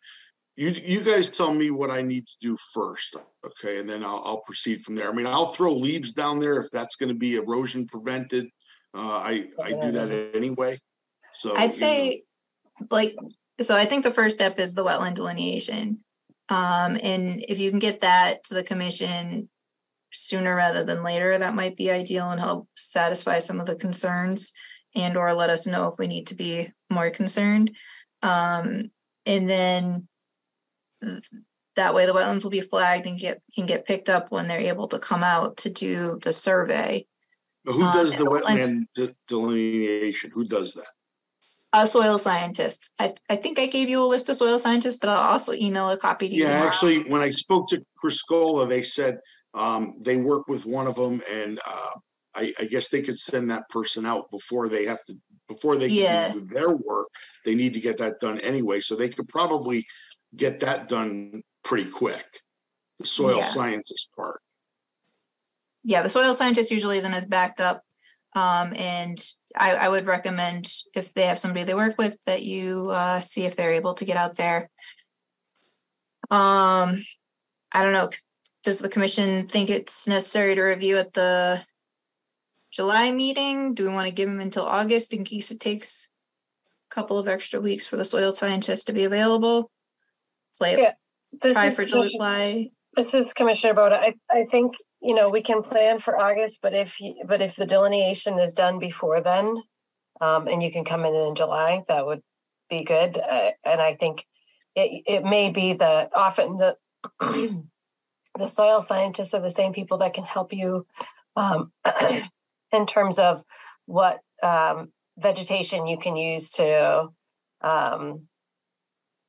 just to get enough vegetation on there so that you don't get any movement with that material. So, it's not winter. Usually in the winter, you throw some winter rye down and that's it. But I wouldn't use leaves or anything like that. But those folks can give you some good suggestions for probably some inexpensive seed. You don't like leaves? I thought leaves would be a good thing, but sometimes hay tends to work. But again, I would defer to the soil scientists. They should be able to give you point you in the right direction. Right. I'll call them tomorrow if I can get a hold of them. It's Commissioner Basserman. Do we know what the content is of the material? Who are you asking, me? Yeah. I got it from Gary Lyon. He was more than willing to help me out because, he had some foundations he was digging out. It's just earth. I mean, there's nothing bad in there. There's probably some concrete and stuff like that, but that's underneath. That would be way deep. So everything's covered with. Actually, Jamie saw some of the topsoil, right, Jamie? You saw the topsoil. Then he went over it with some crushed brick process on the top where the driveway is. No, that's more like the topsoil, sandy soil that he used. It certainly looks. He's a reputable guy, so but he does good work. Okay, so I guess this Commissioner Basserman, you got at least a soil scientist contact that needs to be made. August sounds like a time frame that could work. July would be even better. And then we'll figure out what, with Jamie's help, what vegetation you might want to use on that pile. Okay, that sounds good. And right where about this side of the dozer, the excavator, is where I would like to get approval for a future outbuilding barn. And I spoke with Criscola about that, and he said he'd be more than willing to put that into the plan. So that's future. But at least if the approvals are in place, I could proceed with that whenever, time allows for that, I mean, I want to do it right. I own the property. I love it there. So, I want to make sure everything's done right, Yeah, it sounds like an application. Yes, sir. Wonderful. And keeping us in business. Pardon me? Keeping us in business. Oh, yeah. Sounds like you guys are pretty busy. You don't need me. Good luck. Thank you.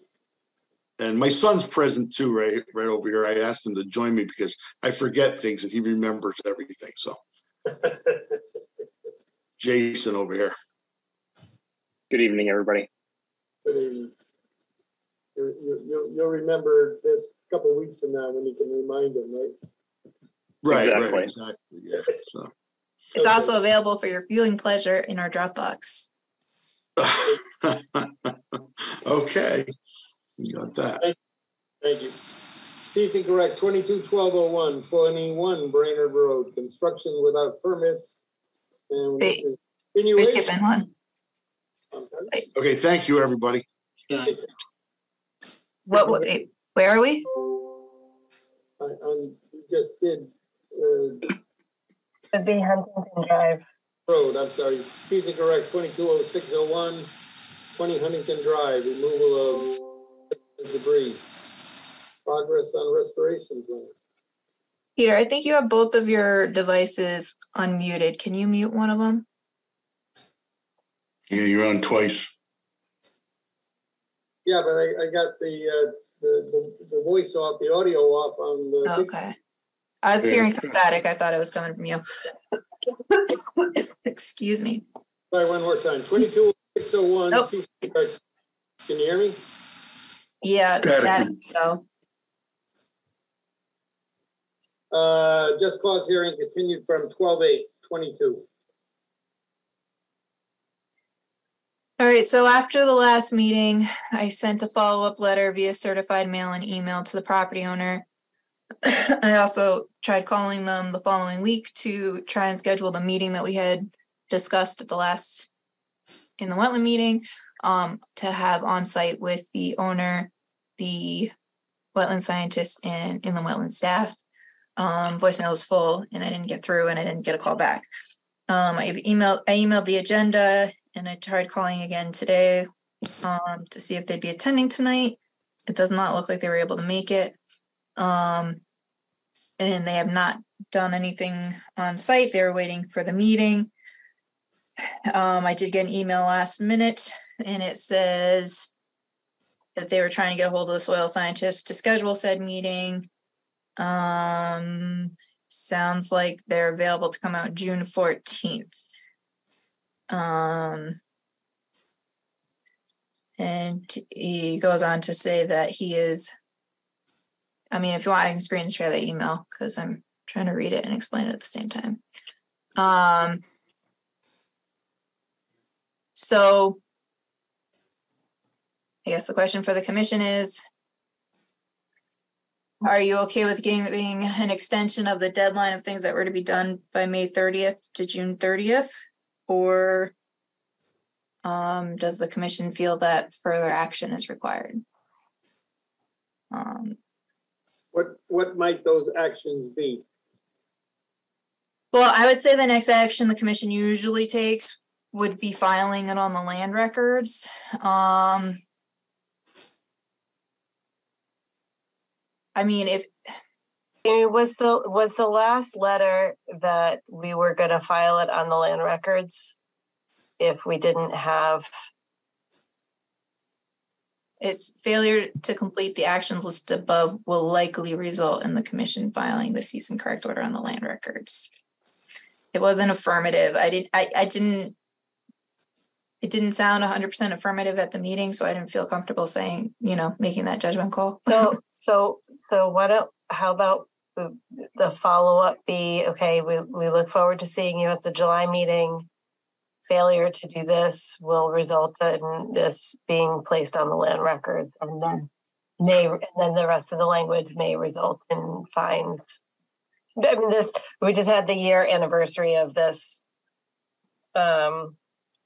cease and correct notice of violation and are essentially in the same place. Okay, so basically move the deadlines for things that should have been done for this meeting perspective to the July meeting and change the language from will likely to will result. Yes. Shall. Yeah. Shall. Okay. I guess this Commissioner Bassman, it would seem to me that it's not just the work itself, it's the communication or lack thereof. So is there... There was a mention of being in a hospital a couple of times, I noticed in the last thing. Yeah, but I'm saying at this point, I don't mind extending it to the, July meeting before you put land record notes, but it would also not be conceivable that he needs to come in and sit down with Jamie so that there is a communication that takes place prior to the July meeting. Yeah. Yeah, so I'll follow up with him tomorrow and confirm, whether we are good for that meeting on June 14th, and to get these items that were supposed to be done for tonight's meeting done prior to the July 13th meeting. And hopefully we will get those items, see action on those items. I'll be able to go out and inspect them and we'll have a positive update rather than additional action at the July.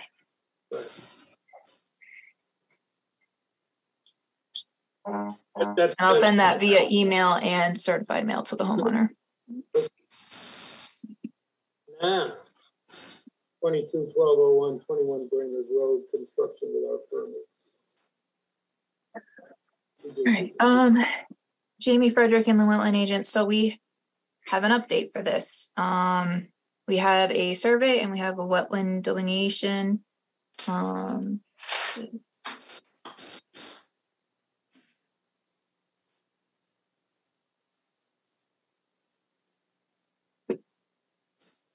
So I think the next step, now that we have this information, is going to be contact with the property owner. Has been a little bit difficult on this one as well. So contacting the property owner to schedule a meeting with in the wetlands, planning and zoning, possibly some other departments such as building,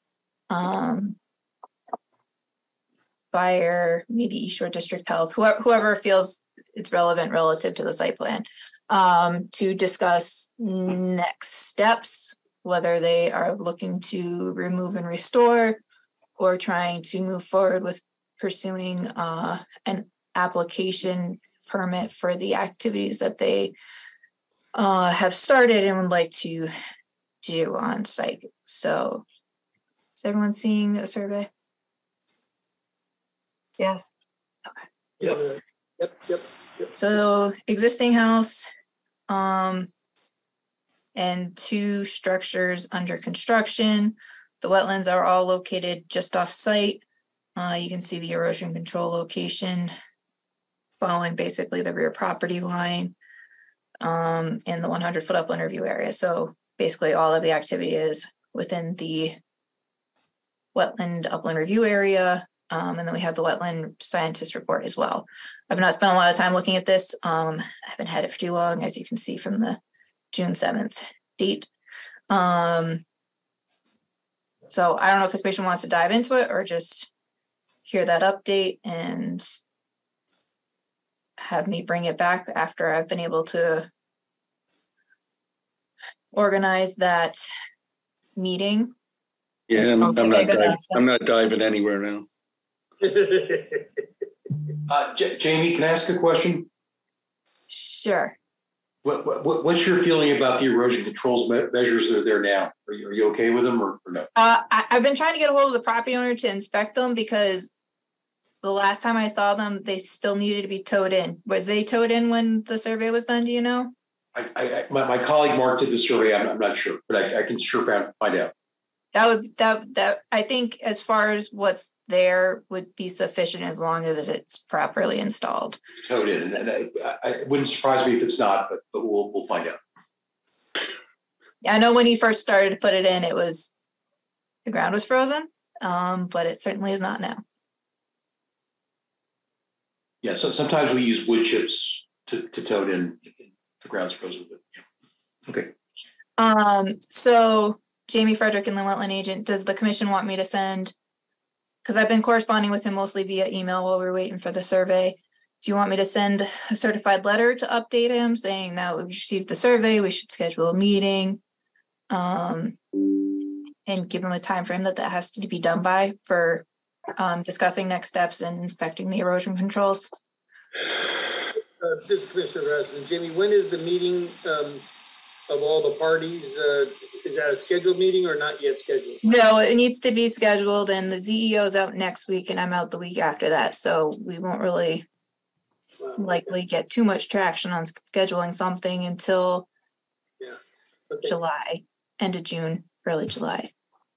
So it might not be until the August meeting. And then also, I mean, as far as I think from the wetland standpoint, obviously the main concern at this point is confirming the erosion controls are towed in.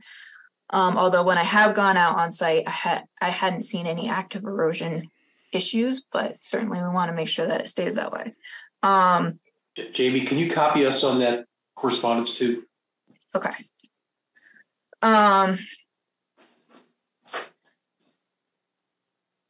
So, and then I think maybe another thing to consider is, so maybe we don't set a date, because I think there's a lot of balls up in the air, because it might make sense for them to get the variance, try and get the variance before they try and get their in the wetland permit, depending on, you know, what it is, how they decide they want to try and move forward. So,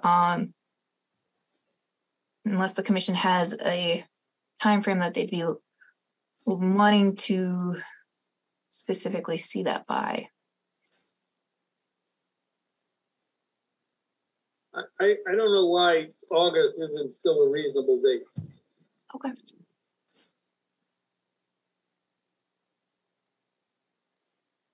And that would be either a plan to restore or an application to do what they want to do. Okay. And whether that's before or after this large meeting, I guess we need to get some traction on this in August is probably a reasonable, given schedules and where we are already, a reasonable time frame. Okay. Anything worth mentioning on the agent approval? Not from my vantage point. That's the right answer. Motion to adjourn? Yes, please do. Is there a second? Second. Everybody jumps. All right, see you in July. Thank you. Good night. Good night, guys. Bye, everyone. This program was brought to you in part through the support of the Town of Branford. Watch town meetings and other videos on demand at BranfordTV.org.